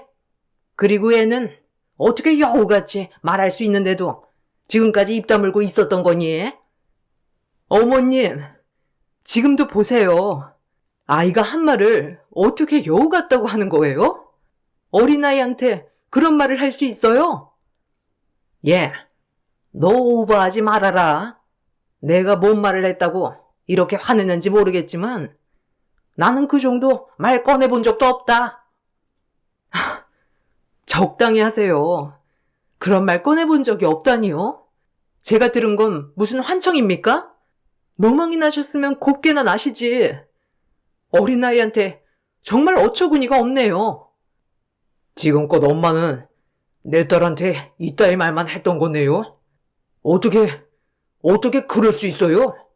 엄마라고 해서 내 딸한테 이런 식으로 대할 권리는 눈꼽만큼도 없습니다. 남편은 시모의 태도에 분노를 하고 밥상을 다 엎어버렸습니다. 남편과 저는 화가 난 상태로 다시 집으로 돌아오게 되었습니다. 아이는 그날 이후로 완전히 말이 트여서 정말 어른처럼 저희와 얘기를 할 정도로 발전했습니다. 이후에 상담을 받아보니 아이의 성향상 언어가 조금 늦을 수 있었다고 얘기를 하시더라고요. 윤소리가 특이 케이스긴 했어요. 다른 부분은 문제가 없었는데 오로지 언어가 지연된 상황이라 사실 저희도 고민이 많았어요. 그런데 윤소리 행동 특징을 보게 되면 정말 신중하고 조심스럽더라고요. 아마 그런 부분들이 언어에 작용을 해서 말을 하는 것이 조심스럽고 어려웠을 거라 생각을 합니다. 그렇지만 지금 말이 트였다고 해서 그냥 두기보다는 아이가 스트레스 받았던 부분에 대해서는 심리 상담을 받아보시는 것을 권해드려요. 네, 갑자기 이렇게 말이 트이는 경우도 있나요? 흔한 경우는 아니지만 종종 있습니다. 다른 부분에 문제가 없을 경우에는 이렇게 트이기도 하죠. 윤솔이랑 이야기를 나눠보니 할머니 얘기를 많이 하더라고요. 할머니랑 무슨 일이 있었나요? 아, 일이 있었던 건 아니지만 아이가 많이 스트레스를 받은 것 같아요. 아, 그렇군요. 저희가 상담을 할 때도 아이가 할머니에 대해서는 유독 적대적으로 얘기를 하더라고요. 이 부분에 대해서는 아이랑 잘 얘기를 나누시고 심리 상담도 진행해 보시는 것이 좋을 것 같습니다. 상담을 받아본 결과 아이의 성향이 워낙 조심스럽고 신중한 편이라 말을 하는 것이 또래에 비해서 많이 늦어졌을 것이라고 얘기를 해 주셨습니다. 그리고 심리 상담도 권해 주셨죠. 아이는 이미 오래전부터 할머니에게서 들었던 얘기들을 모두 기억하고 있을 가능성이 높다고 말을 해 주셨습니다. 저와 남편 모두 어린 나이라 기억을 못할 거라 생각을 했는데 아이는 그게 아니라 다 기억을 하고 있었죠. 저와 남편은 시댁과의 연을 끊기로 했습니다. 당신은 어떻게 생각할지 모르겠지만 나는 더 이상 시댁과 더 연을 지속하고 싶지 않아. 특히 윤소리는 더더욱 안 보여주었으면 좋겠어. 서운하게 생각할 수 있지만 나는 이게 최선이라고 생각해. 당신 말이 맞아. 나도 가족이라서 더 냉정하게 대하지 못했어.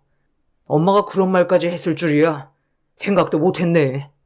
윤소리가 그 얘기를 하는 걸 보니 정말 많이 반성하게 되더라. 당신은 시댁 식구들이랑 교류해도 난 상관하지 않을게. 그렇지만 나랑 윤소리는 그 관계에서 빼줘. 그래. 당신 뜻대로 할 테니 걱정하지 마. 남편은 그날 사건 이후로 다시는 시댁 식구들, 특히 시모와 마주치지 않게 해주겠다며 얘기를 했습니다. 남편은 시댁으로 찾아가 더 이상 저와 윤소리는 이 집 사람이 아니라는 것을 말한 모양이더라고요. 시모는 그 사실을 알고 나서 집으로 무작정 찾아왔습니다. 예, 너 정말 뭐하는 짓이니? 장애야 키우더니 정신머리도 장애가 생긴 거냐? 어디서 버르장머리 없이 시댁과 연을 끊는다는 말을 해? 네가 제정신이야? 늦게까지 시집 못 간 노처녀 걷어주었더니 이런 식으로 배신을 해? 어머님, 말씀이 지나치시네요.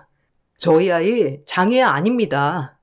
그리고 어머님이 먼저 연을 끊게 하셨다는 건 전혀 생각하지 않으시네요. 참나, 내가 뭘 했다고? 오히려 너네가 나한테 고마워해야 하는 거 아니니? 말 한마디도 못하는 애를 내가 말할 수 있도록 해줬잖아. 그러면 어머님 감사합니다 하고 감사해야 하는 거 아니니? 너네야말로 이런 건 전혀 생각하지 않는구나. 적반하장률 유분수지. 어디다 대고 배은망덕을 노네? 그래, 네가 이러니 애가 말을 못하겠지. 솔직히 7살까지 말을 못하는 장애아이를 나처럼 손녀라고 품어주는 할머니가 있을 것 같니? 세상 천지에 찾아봐라. 나처럼 잘하는 할머니 있는가?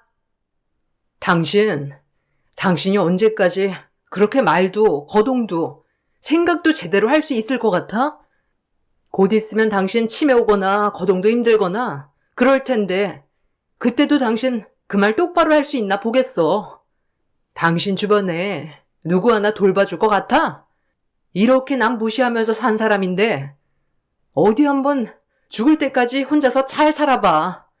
근데 혼자서 이런 건 또 겁나서 이렇게 영 끊는 거 무서워서 불이 났게 달려온 거 아니야? 뚫린 입이라고 아무 말이나 내뱉을 거면 찾아오지 마. 이봐. 장애야 키우더니 정신이 어떻게 됐네. 당신이라고? 아주 미쳤구먼. 미쳤다고? 정신감정 당신이나 받아봐. 그 아까운 아들이 당신이랑 한시도 같은 자리에 있고 싶지 않다고 하는데 이 정도면 우리가 아니라 당신이 정신감정 받아봐야 하는 거 아닌가? 다시는 이 집에 발들일 생각도 하지 말고 찾아오지도 마. 저는 시모의 말에 분노하여 시모를 밖으로 내쫓았습니다. 시모는 저의 말에 분노하며 집으로 돌아갔습니다. 소문으로 들은 바로는 돌아가서 바로 몸져 누웠다고 하더라고요.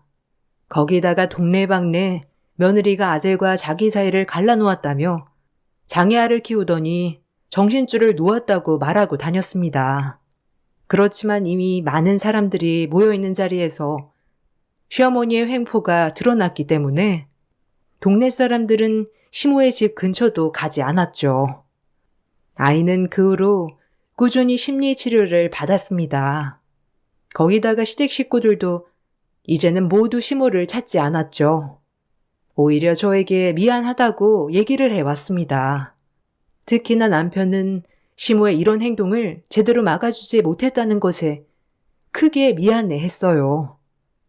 당신 그동안 엄마에게 어떤 말까지 들어온 거야? 이번에 듣고 나도 깜짝 놀랐어. 거기다가 윤소리는 어머니한테 정말 상처가 클 것 같아. 이 지경까지 아무런 일도 안 했던 내가 너무 미안해. 괜찮아. 알면서도 모른 척 했던 일도 아니고 나도 윤소리가 얘기하는 거에 많이 놀랐어. 어머님이 윤소리한테 정말 많은 상처를 준 것 같더라고. 나도 윤소리 지키지 못했으니 미안해. 엄마가 중간중간 찾아오더라도 절대 연락 받아주지 마. 난 평생 당신과 윤소리 어머니께 안 보여주기로 결심했어. 그리고 엄마한테도 이제 며느리며 손녀며 아무것도 없다고 생각하라고 했고. 남편은 저에게 더 이상 시어머니와의 교류는 없을 것이라 얘기를 했습니다. 아이는 심리치료를 받으면서 전보다 마음이 많이 안정적으로 변하기 시작했어요. 아이를 볼 때마다 진작에 시모와 연을 끊었으면 좋았을 걸 미안한 마음도 들었죠. 그러던 중 최근 들어 시모에게서 계속해 연락이 오고 있습니다. 집으로 음식 들이며 아이 선물이며 보내오기 시작하셨죠. 다시 반송을 했지만 주기적으로 오는 물건들에 어떻게 해야 하나 고민하던 중 시모에게서 전화도 왔었습니다. 얘야, 내가 정말 잘못했다.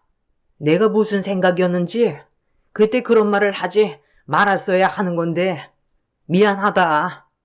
윤솔이 우리 손녀 정말 너무 보고 싶구나. 한 번만 우리 집에 와주면 안 되겠니? 윤솔이요? 윤솔이가 어떻게 당신 손녀예요? 당신한텐 며느리도 손녀도 없습니다.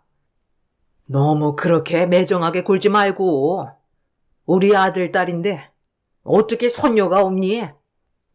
윤솔이 아빠 얘기 안 들으셨어요? 앞으로 손녀고 며느리고 없다고 말씀드렸잖아요. 평생 며느리랑 손녀는 볼 생각도 하지 마세요.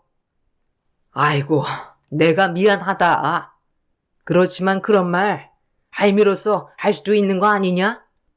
솔직히 장애가 있으면 고생하는 게 누구니? 돈 버는 게 제일 고생이지. 나는 우리 아들 엄마고 내 아들 고생하는 게 싫으니 그런 말을 할 수도 있는 거잖니. 애초에 건강하게 잘 태어나면 좋았겠지만 7살이 될 때까지 말도 못한다는데 그게 속상해서 그런 말을 한 거지. 정말 달라지신 게 하나도 없네요. 아무리 그래도 손녀한테 쓸모없는 애라든가 아빠 발목 잡을 애라고는 안 합니다. 그 누구도 그런 말 들으면서 잘하지 않아요. 내가 없는 말 한 것도 아니고 애가 지금까지도 말 안 트였으면 장애 확정인데 그럼 그런 말 할 수 있는 거 아니냐? 속상해서 한 말을 네가 너무 부풀려서 생각을 하는 거야. 나는 그런 뜻으로 한 게 아니라고. 역시나 변한 게 하나도 없네요. 이렇게 울분토하실 필요 없습니다. 손녀랑 며느리는 당신한테 없어요. 그러니 이렇게 전화를 하시는 것도 함께 만나는 것도 앞으로는 없을 겁니다. 이 말 전해드리려고 전화 받은 거고요.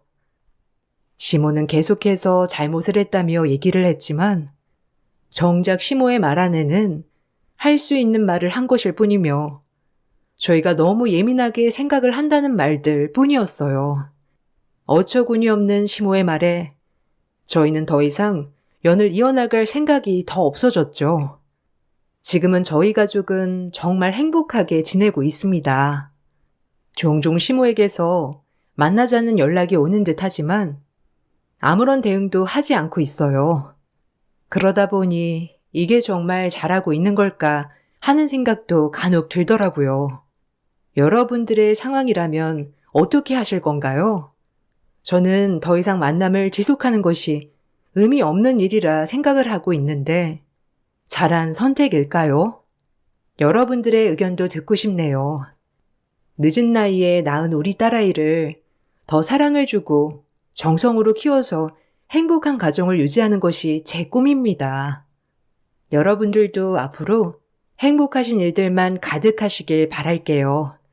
오래도록 긴 글 읽어주셔서 감사합니다. 안녕하세요. 저는 태안에 살고 있는 30대 중반 여자입니다. 남편과 결혼을 하고 꿈만 같은 결혼 생활들이 펼쳐질 거라 생각했었는데 여러 가지 어려운 상황들이 저를 너무 힘들게 만들었어요. 많은 걸 바란 것도 아니고 소소한 행복들에 감사할 뿐이었는데 전혀 예상하지 못한 일을 겪게 돼서 지금 현재 너무 놀란 상태입니다. 현재 결혼 5년 차에 2살 된 아들 하나를 키우고 있는데요. 지금으로부터 한 5개월 전쯤에 시모가 저희 집에 방문을 하셨어요. 그때 당시 엄마도 함께 있었는데 시댁과 저희 집은 걸어서 10분 정도로 상당히 가까운 거리라 시모가 항상 예고 없이 찾아오실 때가 많았었죠. 그날 역시도 시모는 저에게 전화 한 통 하지 않고 현관문 비밀번호를 누른 뒤 집에 들어오셨어요. 예전에 이런 문제 때문에 현관 비밀번호를 한번 바꿔 썼다가 집안이 난리가 난 적이 있었거든요. 그래서 다시 원래대로 되돌려 놓게 되었었죠. 시모의 성격은 여성스럽기보단 남성적인 부면이 많다고 해야 할까요? 상당히 거치시고 말을 하실 때도 상대방의 기분이 어떨지는 전혀 생각하지 않습니다. 그래서 최대한 마찰을 줄이기 위해 묵묵히 들어드리는 편이고 시모의 심기를 건들게 하지 않으려고 최대한 눈치껏 행동을 하게 되었어요. 그런데 시모가 연락도 없이 저희 집에 들어오셨을 때 저는 엄마와 함께 밥을 먹고 있었어요. 아이가 겨우 잠이 들어서 잠시 숨을 돌릴 수 있는 아주 소중한 시간이었습니다. 최대한 휴식을 취해야 하는 그 시간에 시모의 현관 비밀번호를 누르는 소리에 잠기가 밝았던 아이는 자다가 놀랐는지 잠에서 깨어나게 되었고 엄마가 방 안으로 들어가 울고 있는 아이를 진정시켜주고 계셨죠. 애를 네가 봐야지. 왜 사돈이 방 안으로 들어가시는 거야? 너는 지금 이 와중에 밥이 목구멍으로 넘어가니? 어머님, 그게 아니라요. 저희 엄마가 먼저 식사를 끝내셔서 저도 최대한 빨리 먹고 돌봐주려고 한 거예요. 사돈이 계속 이런 식으로 도와주시니까 얘가 당연하게 생각하는 거라고요. 요즘 들어 너무 자주 찾아오시는 것 같네요. 엄마가 딸 얼굴 좀 보고 싶어서 오는 것뿐인데 뭐가 잘못됐나요? 그러는 사돈은 왜 연락도 없이 찾아오신 거예요? 저희야 당연히 집이 바로 앞이니까 왔다 갔다 하는 거지만 사돈은 며느리 집에서 버스 타고 2시간은 와야 하는 거리잖아요? 그러니 당연히 비교할 수가 없죠. 예, 일단 상을 차렸으니 나도 좀 먹게 밥 좀 퍼와라. 그나저나 사돈께서는 언제까지 며느리 집에 있을 생각이세요? 웬만하면 해 떨어지기 전에 댁에 들어가셔야 하지 않겠어요? 며느리와 단둘이 할 얘기가 있거든요. 그건 제가 알아서 할 테니 신경 안 쓰셨으면 좋겠네요. 그리고 할 얘기가 있으시면 그냥 하세요. 무슨 비밀 얘기를 하시려고 저를 꼭 내보내려 하시나요? 괜히 제 딸에게 안 좋은 말씀 하실까봐 오늘은 아예 여기서 자고 가야겠네요. 엄마와 시모는 서로 안 좋은 시선을 주고받으며 가라앉은 분위기를 조성하고 계셨어요. 저는 밥을 먹다 체할 것 같아 시모에게 밥을 퍼드린 다음 엄마의 품에 안겨있던 아이를 제가 받아 들었습니다. 엄마는 집에 들어가 봐야겠다면서 시모와 얼굴을 붉히는 게 싫으셨는지 자리를 피하려 하셨어요. 그렇게 짐을 챙기신 뒤 현관문으로 나서시려는데 엄마가 현금을 가지고 온다는 걸 깜빡하셔서 집에 쌀이 뚝 떨어져 아빠가 오시기 전에 저녁을 차려야 하는데 집에 들렀다 나오는 시간이 안 될 것 같다며 저에게 돈 좀 빌려달라고 부탁을 하셨어요. 그래서 엄마한테 용돈을 드린 지도 꽤 오래된 것 같아 이왕 드리는 거 용돈으로 챙겨 드리려 했는데 지갑을 열었을 때 제 눈에 들어온 건 10,000원짜리 3장 뿐이었어요. 어쩔 수 없이 엄마에게 죄송하다며 30,000원밖에 없다며 건네드렸습니다. 그렇게 엄마는 저에게 고마워하시며 집으로 돌아가셨는데 시모가 저를 빤히 쳐다보시더라고요. 무슨 생각을 하시고 계시는지 알아차리지 못했던 저는 어색한 미소로 시모를 바라봤어요. 너 지금 뭐 하는 짓이니? 시애미가 옆에서 떡하니 보고 있는데 쌀값 30,000원이 웬 말이야? 제정신인 거니? 그게요. 지갑에 현금이 있는 줄 알았는데 30,000원밖에 없어서 저도 당황했어요. 용돈도 챙겨드리지 못해서 죄송할 뿐이네요. 뭐라는 거니? 내 말은 왜 사부인한테 30,000원을 줬냐는 거야? 너는 출가 외인 아니야? 네가 지금 사부인한테 건네준 그 30,000원 누구 돈이야? 네가 직접 일해서 벌은 돈도 아니고 내 아들이 힘들게 회사 생활하며 상사 눈치 보면서 한 달에 얼마 되지도 않는 월급 받은 돈 아니니? 그런데 지금 내 아들의 돈을 한마디 상의도 없이 당연하다는 듯 꺼내주는 게 맞는 거야? 어머님이 말씀하신 대로 제가 저희 엄마한테 건네드린 30,000원이 남편이 힘들게 벌어온 돈은 맞는데요. 그렇다고 제가 크게 잘못했다고 생각되지 않아요. 저도 그만큼 남편에게 최선을 다해 내조하고 있고 이 정도는 충분히 이해해 줄 수 있을 거라 생각하는데요. 어머님께서 제가 30,000원 드린 게 정말 불편하게 생각하신다면 남편이랑 맞벌이 할 때 모아두었던 돈에서 30,000원 채워 놓을게요. 그런데 저도 남편이 잠깐 일을 쉴 수밖에 없는 상황이 있었을 때 제가 벌어오는 돈으로 생활했었고 그 돈으로 어머님, 아버님 용돈까지 전부 다 챙겨드렸었어요. 그래서 저도 이 정도의 금액은 당연히 저희 엄마한테 드려도 괜찮다고 생각했는데요. 용돈도 아니고 당장 현금이 없으셔서 쌀을 사지 못하신다는 건데 이 정도는 이해해 주셔야 하는 거 아닌가요? 저희 엄마한테 용돈을 챙겨드린 돈보다 제가 일했을 때 어머님께 챙겨드린 제 월급의 일부분이 훨씬 더 많았어요. 어머님께서 이런 사소한 일로 저에게 스트레스를 계속 주시면 앞으로 살아가는데 너무 힘들 것 같아요.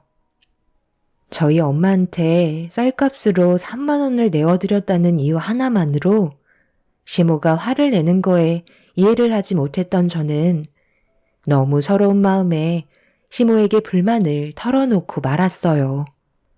시모는 제가 반박을 하자 기분이 상하셨는지 얼굴이 붉어지셨습니다.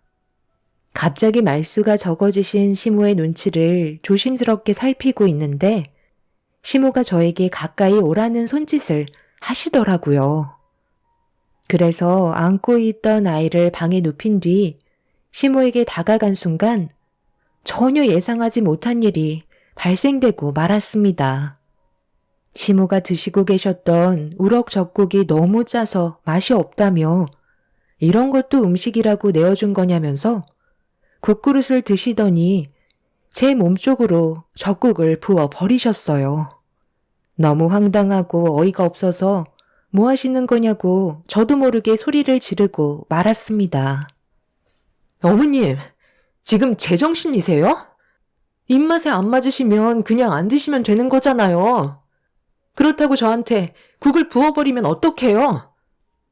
너 지금 내 아들이랑 결혼한 지 얼마나 됐니? 5년 차 아니야? 그런데 아직까지 음식을 이런 식으로밖에 못 만들어? 저는 마음만 좋던데요. 그리고 어머님이 방금 저한테 부어버린 젓국은 저희 엄마가 만들어주신 거라고요. 어머님은 그동안 저희 집에 오셔서 한 번이라도 음식을 만들어주신 적이 있으세요? 시도 때도 없이 오셔서는 맨날 지적만 하시고 좋은 말은 단 한 번도 해준 적이 없으셨잖아요. 이렇게 사는 건 정말 아닌 것 같아요.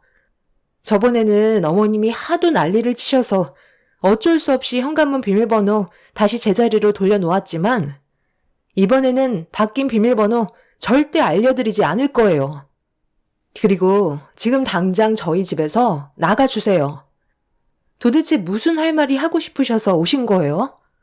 딱히 하고 싶은 말도 없으셨죠? 그냥 트집 잡으시려고 들어오신 거 아닌가요? 당분간 어머님한테 연락드리지 않을 테니 어머님도 오지 마세요. 시모는 제가 얼굴을 붉히면서 화를 내기 시작하자 어이가 없다는 듯 쳐다보고 계셨습니다. 남편과 결혼을 한 뒤로 시모는 하나부터 열까지 전부 트집만 잡으셨어요. 그렇다고 좋은 말을 해주신 적도 단 한 번도 없었어요. 그런 사소한 것들이 계속해서 쌓이다가 엄마가 힘들게 만들어주신 우럭젓국을 입에 맞지 않는다는 이유 하나만으로 그 자리에서 저한테 부어버리셨다는 건 너무 큰 충격과 실망으로 다가오게 되었죠. 그렇게 시모와 저는 서로 얼굴을 붉힌 채 노려보고 있었는데 아이의 울음소리로 상황은 마무리가 되었고 시모는 더 이상 아무 말 없이 집 밖으로 나가셨어요.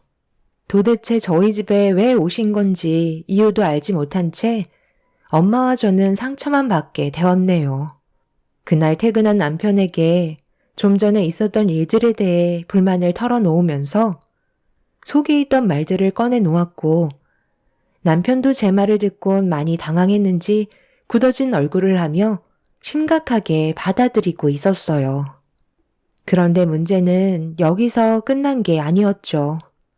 이런 안 좋은 일이 있게 되면 보통 서로 조심을 해야 되잖아요. 하지만 시모는 전혀 예상 밖의 행동을 보이셨어요. 시모가 저희 부부를 시댁으로 불렀는데 저는 가고 싶지 않아 한참을 고민하다가 그래도 가족이라는 게 서로 안 좋을 때도 있으면 분명 좋은 날도 찾아올 거라 믿고 어쩔 수 없이 시댁으로 향하게 되었습니다. 남편도 또다시 문제가 되는 일들이 발생이 됐을 땐 그냥 넘어가지 않겠다며 제가 느끼는 부담감을 조금은 덜어주고 있었어요. 그렇게 시모와 또다시 얼굴을 마주하게 되었지만 예전보다 더 안 좋은 상황인지라 어색한 분위기는 좀처럼 풀리지 않고 있었죠. 시부모님께서 저희 부부를 부르신 이유는 남편과 제가 다름 아닌 뱃일을 잠시 도와주길 원하고 계셨어요. 며칠만 일손 좀 거들어주면 된다는 말에 좀 당황스러웠었죠. 시모는 부탁이 아닌 명령을 하셨습니다. 가족 일이면 당연히 도와야 하는 거니? 너무 심각하게 생각하지 말고 받아들여라. 아들, 너는 회사에 다니기 전부터 너희 아빠 옆에서 줄곧 해왔던 일이라 그게 어려운 건 없지? 이번에 우리 배에서 일하는 외국인 근로자 형제 3명이 있잖아. 걔들이 글쎄 부모가 세상을 떠났나 보더라고. 그래서 어쩔 수 없이 장례식을 다녀와야 하니 빈자리를 메꿔야 하는데 며칠간 일당직을 구할 수도 없는 게 초보가 할 수 있는 일은 아니잖아. 그래서 너희들한테 부탁을 하는 거니 토달지 말고 그냥 받아들이고 내일 모레부터 일을 시작해야 하니까 전날 저녁에 준비하고 오도록 해라. 애는 내가 봐줄 테니까 걱정하지 말고. 왜 애를 엄마가 봐줘요? 이 사람은 배에 올라타 본 적도 없다고요. 쉬운 일도 아니고 위험한 일인데 자칫하다가 사고라도 나면 어쩌려고요. 그렇게는 절대 안 돼요. 애는 이 사람이 보고 엄마랑 제가 뱃일을 하는 게 맞는 거라고요. 내가 지금 이 나이에 뱃일을 해야 되겠니? 그래도 어느 정도 힘이 좋은 며느리가 하는 게 좋지. 힘든 일은 하지 말고 며느리가 할 수 있는 일거리를 시키면 되는 거잖아. 너는 엄마를 그렇게까지 일을 시키고 싶은 거야? 예전에는 아주 엄마 껌딱지처럼 쫓아다니더니만 둘이 결혼했다고 이제 엄마는 안중에도 없는 거지? 며느리 너는 어떻게 생각하니? 애를 네가 봤으면 좋겠니? 일손이 하나라도 부족하니까 차라리 사부인께 도와달라고 얘기를 좀 하던가. 내 생각은 그게 좋을 것 같은데. 뭐 좋은 일이라고 이런 일을 사돈댁에 알려? 며칠간 뱃일하러 떠난다고 하면 사돈이 좋다고 보내줄 것 같아? 눈이 뒤집혀서는 절대 안 된다고 난리를 칠 게 뻔하다고. 예, 시애미가 요즘 몸이 많이 힘드니까 네가 내 아들 따라가서 뱃일 좀 하거라. 너도 우리 집안 식구면 이런 것도 배워야 하지 않겠어? 앞으로 이런 일이 한두 번 생기는 것도 아닐 텐데 미리 배워둔다 생각하면 좋잖니. 혹시 알아? 뱃일이 체질에 맞아서 뱃사람이 될 수도 있는 거라고. 손자는 내가 알아서 볼 테니 이번에 좋은 경험한다 생각하고 며칠간만 고생 좀 하고 오도록 해라. 아들, 너도 회사의 사정을 얘기하고 미리 계획해서 준비하고. 시모의 강압으로 저희는 어쩔 수 없이 시부의 뱃일을 도와드려야만 했어요. 저는 관광배만 타봤지 시부가 일하시는 배에는 단 한 번도 올라탄 적이 없었습니다. 여러 가지 고기들을 잡는 건 알고 있었지만 제가 직접 배 위로 올라가 일을 하게 될 거라곤 전혀 상상하지 못했었어요. 결국 저희 부부는 시부의 일손을 돕기 위해 배 위로 올라타게 되었고 남편은 제가 걱정이 되었는지 아무것도 시키지 않았습니다. 그런데 좁은 배 위에서 남편과 시부가 힘들게 일을 하고 있는데 제가 그냥 보고만 있는 것도 그래서 할 수 있는 건 최대한 도와주려고 노력을 했어요. 정말 다행이었던 건 미리 멀미약도 먹어서 심하게 속이 울렁거리지는 않았습니다. 임신을 했을 때 입덧보다 덜했기 때문에 참을만 했었는데 문제는 바닥이 너무 미끄러웠어요. 처음에는 잘 몰랐는데 물고기를 끌어올리면서 끈적거리는 무언가가 걸어다니는 걸 어렵게 만들었습니다. 거기에다가 점점 높아지는 파도는 저를 더욱더 불안하게 만들기 시작했어요. 그렇게 첫날의 뱃일이 힘들게 끝이 나고 완전 녹초가 되어버린 상태로 집에 들어와 곧바로 쓰러지고 말았네요. 그리고 그 다음날도 동이 트지 않은 새벽 시간에 배를 타고 먼바다로 나가 파도와 싸우며 남편과 시부가 시키는 대로 움직이면서 일손을 도와주던 도중에 갑자기 현기증이 몰려왔어요. 안 하던 일을 해서 그런지 어지러움이 갑작스럽게 왔었는데 제가 잡고 있던 줄을 놓치게 되면서 순간적으로 넘어지게 되었고 심한 파도의 너울이 제 몸을 통제하지 못하게 만들었습니다. 남편은 넘어진 저를 붙잡아 주려고 걸어오는데 큰 물고기가 잡혔을 때 끌어올리는 갈고리에 제가 굴러가다가 쿵하며 부딪히면서 순식간에 어깨를 관통하게 되었고 너무 고통스러운 나머지 비명을 지르고 말았습니다. 시부와 남편은 그 광경을 보고 사색이 된 얼굴로 모든 일을 중단하고 저에게 뛰어왔어요. 남편이 불안해하면서 몸에 박혀있는 갈고리를 빼내려 하자 시부가 남편을 말리면서 갑자기 빼내면 더 큰일 난다고 그대로 병원에 가야 한다는 충격적인 말을 꺼내셨어요. 갈고리를 빼내는 순간 상처 부위에 더 크게 오염이 될 수 있다며 서둘러 병원으로 가기 위해 급하게 뱃머리를 돌리셨어요. 병원을 가는 동안에도 정말 참기 힘들었던 건 배가 파도에 휘청거리니 계속해서 어깨에 통증을 유발했습니다. 그렇게 2시간 동안 달려서 겨우 선착장에 도착을 했고 저는 거의 실신이 될 정도로 많이 지쳐있는 상태였어요. 선착장에 계시던 분들은 제 어깨에 관통이 된 갈고리를 보곤 경악을 하면서 걱정을 하셨습니다. 시부는 남편에게 서둘러 병원으로 출발하라고 차키를 넘겨주셨고 시부는 곧 뒤따라 가겠다며 조업을 마치지 못한 상황이라 다른 일행분에게 대신 조업을 끝내달라고 부탁을 하고 계셨네요.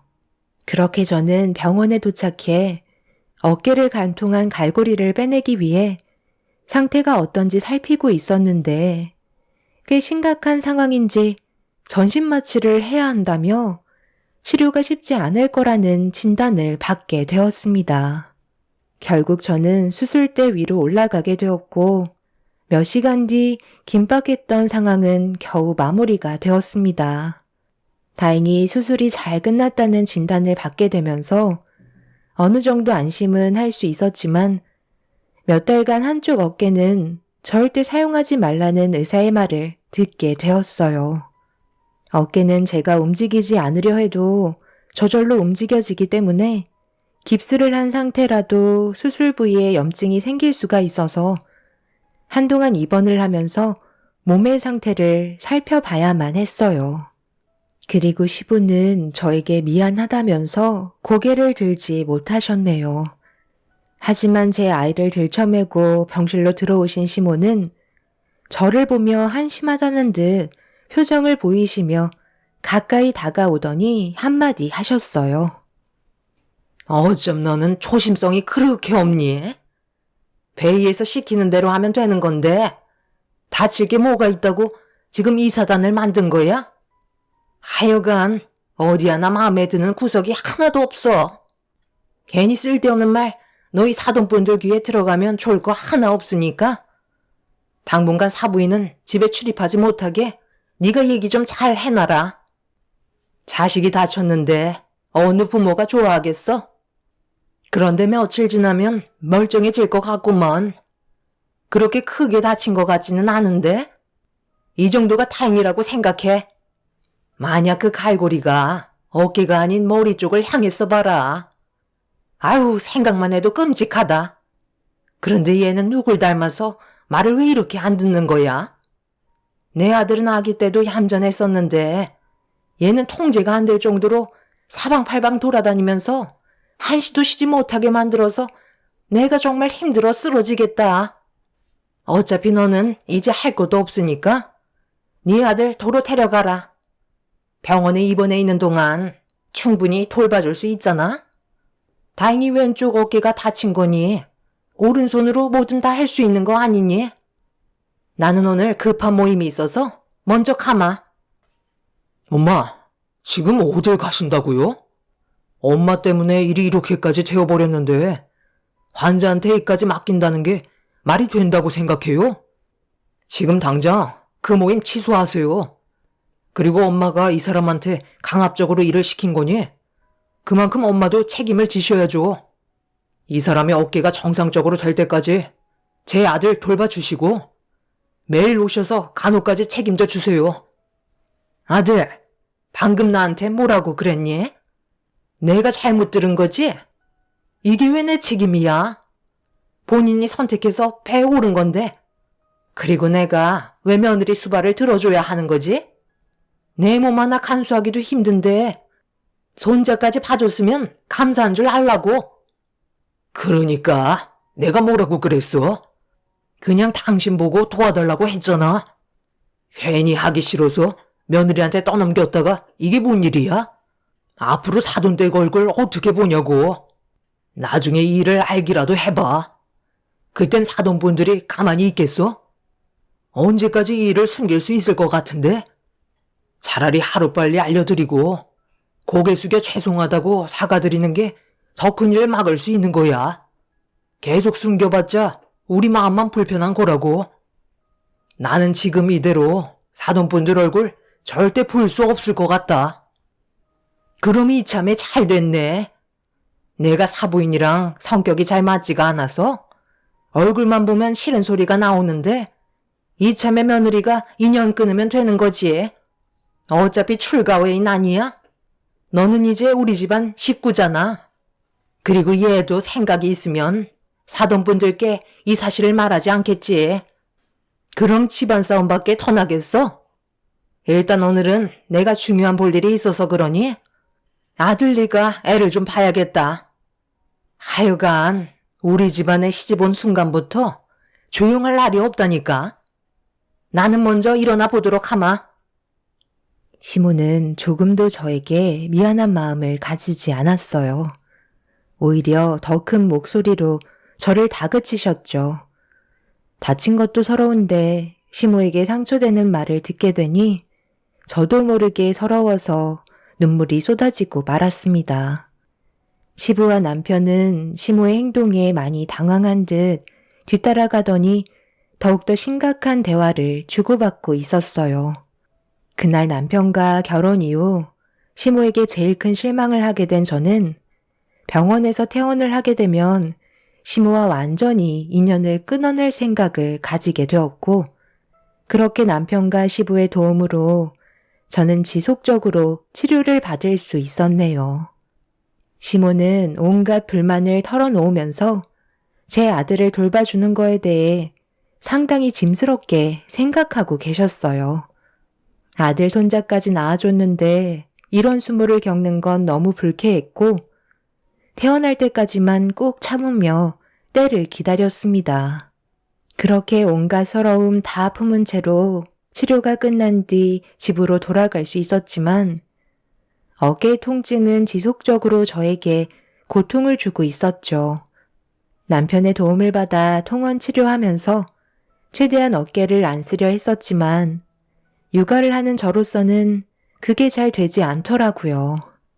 그리고 제가 퇴원을 하고 난 이후부터 시모는 저에게 조금도 도움을 주려 하지도 않았고 전화조차 한 통 한 적이 없었어요. 최대한 조심스럽게 움직이려 했지만 날이 가면 갈수록 어깨에 무리가 오게 되면서 한계에 달해 결국 저희 엄마에게 도움을 요청하고 말았습니다. 최대한 걱정 끼쳐드리고 싶지 않아 어깨를 다쳤다는 사실을 숨긴 채 엄마의 도움을 받고 있었는데 이제 막 빨빨거리며 집안을 돌아다니기 시작한 아이가 한시도 가만히 있지 않아 매번 불안했었는데 하필 엄마가 오셨을 때 아들이 식탁 위로 기어 올라갔고 잠깐 화장실에 다녀온 사이 그 모습을 본 저는 경악을 하며 떨어지려는 아이한테 달려가 끌어안으면서 넘어진 순간 완벽하게 낫지 않았던 왼쪽 어깨가 바닥으로 부딪히게 되면서 저는 결국 고통을 참지 못한 채 비명을 지르고 말았네요. 엄마는 제가 어깨를 부여잡고 눈물을 흘리는 모습을 보시더니 급하게 달려오셔서 어깨를 살피셨고 결국 수술 자국이 드러난 순간 엄마의 얼굴은 사색이 되고 말았습니다. 떨리는 목소리로 저에게 어떻게 된 거냐며 호흡을 가다듬지 못하시면서 물어보시는데 차마 입을 열지 못한 채 고개를 떨구고 있었어요. 그런데 하필 그날 시부가 초인종을 누르면서 먹을 것 좀 사왔다고 밝은 얼굴을 하시며 인터폰을 바라보고 계셨네요. 엄마가 눈물을 훔치시면서 현관문을 열어주는 순간 시부는 엄마의 얼굴을 보자마자 들고 계신 봉투를 바닥에 떨어뜨리셨고 시부는 엄마의 얼굴에 흐르는 눈물을 보시고 눈치를 채셨는지 1초도 고민하지 않으시고 그 자리에서 무릎을 꿇으셨네요. 그리고 모든 상황을 설명하셨습니다.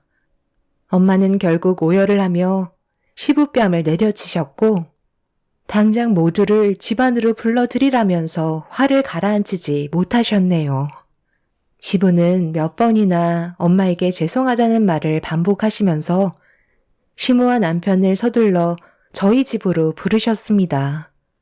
그렇게 모두가 한자리에 모이게 되었고 엄마는 제 몸에 난 상처를 보시며 괴로움의 하소연을 시작하셨어요. 이렇게 될 거라는 거 예상 못한 거 아니잖아요. 이제 어쩔 거예요. 제 딸의 어깨에 평생 후유증으로 남게 될지도 모르는 상처를 남기셨는데 이거 어쩔 거냐고요. 육아를 하는데 어깨가 얼마나 중요한 역할을 하는지 다들 모르시는 것도 아니잖아요. 그런데 이건 저희 잘못이 아니죠. 도와달라고 한 건 맞는데 다친 건 개인 부주의 아닌가요? 우리가 뭘 어떻게 해줄 수 있겠어요? 그럼 저희 딸이 지금 몸이 온전치 않고 사돈께서 조금이라도 미안한 마음을 가지고 계셨다면 몸이 완전히 회복이 될 때까지는 옆에서 손자를 돌봐줘야 하는 게 당연한 거 아닌가요? 언제는 가족 운운하시더니 정작 정말 도움이 필요할 때는 왜 모른 척 하시는 거죠? 한 번도 해본 적 없는 뱃일을 시켰을 때 가족 얘기 꺼내지 않으셨나요? 그럼 제 딸이 다친 것도 가족들의 책임인데 사돈은 조금도 짐을 지지 않으시겠다는 거네요. 신서방, 앞으로 어떻게 할 거야? 내 딸이랑 계속 살 거야? 아니면 이혼할 거야? 나는 지금 이 상태론 사돈분들의 며느리로 남게 할 생각이 조금도 없는데 당장 선택하게. 말이 좀 심한 거 아니에요? 고작 바늘로 어깨 찔린 거 가지고 엄청 호들갑이시네. 예, 내가 미안하다. 이제 됐니? 지금 그걸 사과라고 하시는 거예요? 고작 바늘로 어깨를 찔렸다고요? 저는 더 이상 어머님의 며느리가 될 생각이 없어요. 여기까지 하겠습니다. 그동안 제가 너무 많은 상처를 받아서 더는 견디지 못할 것 같아요. 당신이 선택해. 나야 어머님이야? 얘가 이참에 아주 나를 집어 삼키려 드네. 감히 심히 머리 위로 올라서겠다는 거니? 그래, 네가 원하는 대로 해라. 인연 끊는다고 내가 무서워할 줄 알아? 아들, 너도 저런 여자 지긋지긋하지? 몸에 하자 생겼는데 데리고 살면 뭐하겠니? 당장 이혼하고 새삼 살아라. 내가 아주 좋은 며느리감 소개해주마. 당신은 뭘 그리 잘못했다고 죄 지은 사람처럼 고개를 떨구고 있어? 당당하게 고개 들고 그만 현실을 받아들이라고. 쟤는 이제 우리 집안의 며느리가 아니야. 제발 그만 좀 해. 당신의 그 억지 때문에 이런 상황까지 치닫게 된 거라고. 내가 애초부터 사과를 드리자고 얘기했을 때 내 말을 들었으면 이렇게까지 심각해지지도 않았을 거라고. 나는 이제 더 이상은 못하겠어. 내가 원하는 건 이런 삶이 아니었다고. 당신 때문에 내 아들의 인생까지 망치는 꼴은 더 이상 못 보겠어. 당신이 좀 책임을 못 지겠다면 우리 여기까지 하자고. 아들, 너도 잘 생각해서 판단해라. 아빠는 여기에서 이만 끝낼 생각이다. 지금까지 살아오면서 당신 때문에 내 인생은 너무 많은 피해를 봤었다고. 시부의 말을 듣던 시모는 어이가 없다는 듯 화를 내셨고 시모는 시부의 뺨에 손을 올려 붙이셨습니다. 시부는 저희 엄마한테 죄송하다며 자리에서 일어나신 뒤 현관문으로 나가셨어요. 남편도 시부의 편에 서서 시모와 함께 할 수 없을 것 같다며 시모를 밖으로 내쫓아 버렸습니다. 한참 동안 현관문을 두드리면서 남편에게 난리를 치시던 시모는 끝까지 자기 잘못에 대해 인정을 하지 않으셨어요. 하지만 점점 상태가 심각해지면서 시부는 이혼 서류를 내미셨고 남편도 시모와 인연을 끊게 되자 불안한 마음이 커진 시모는 저에게 전화를 하셨어요. 그리고 용서를 구하셨는데 시모의 말투에서 느껴지는 건 진심이 아닌 지금의 상황만 모면하자는 걸 알 수 있었습니다. 저희 엄마와 제가 받았던 상처는 너무나도 컸기 때문에 마음이 쉽게 열리지 않는 상태예요. 결국 시모와 시부는 별거를 하게 되면서 이혼 소송 중인 상태이십니다. 사태가 심각해지자 시모는 저에게 진심으로 용서를 구하고 계세요. 하지만 그 속을 알 수 없기에 많이 혼란스러운 상황이네요. 시모가 없는 게 양가 집안의 평화가 찾아올 것 같아요. 제 선택이 옳았으면 좋겠어요. 현재 시모를 아무도 만나주려 하지 않자 극단적인 선택까지 하겠다며 쇼를 하고 있다는 게 참 안타까울 뿐입니다.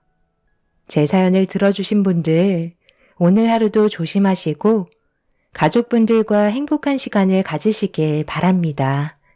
감사합니다.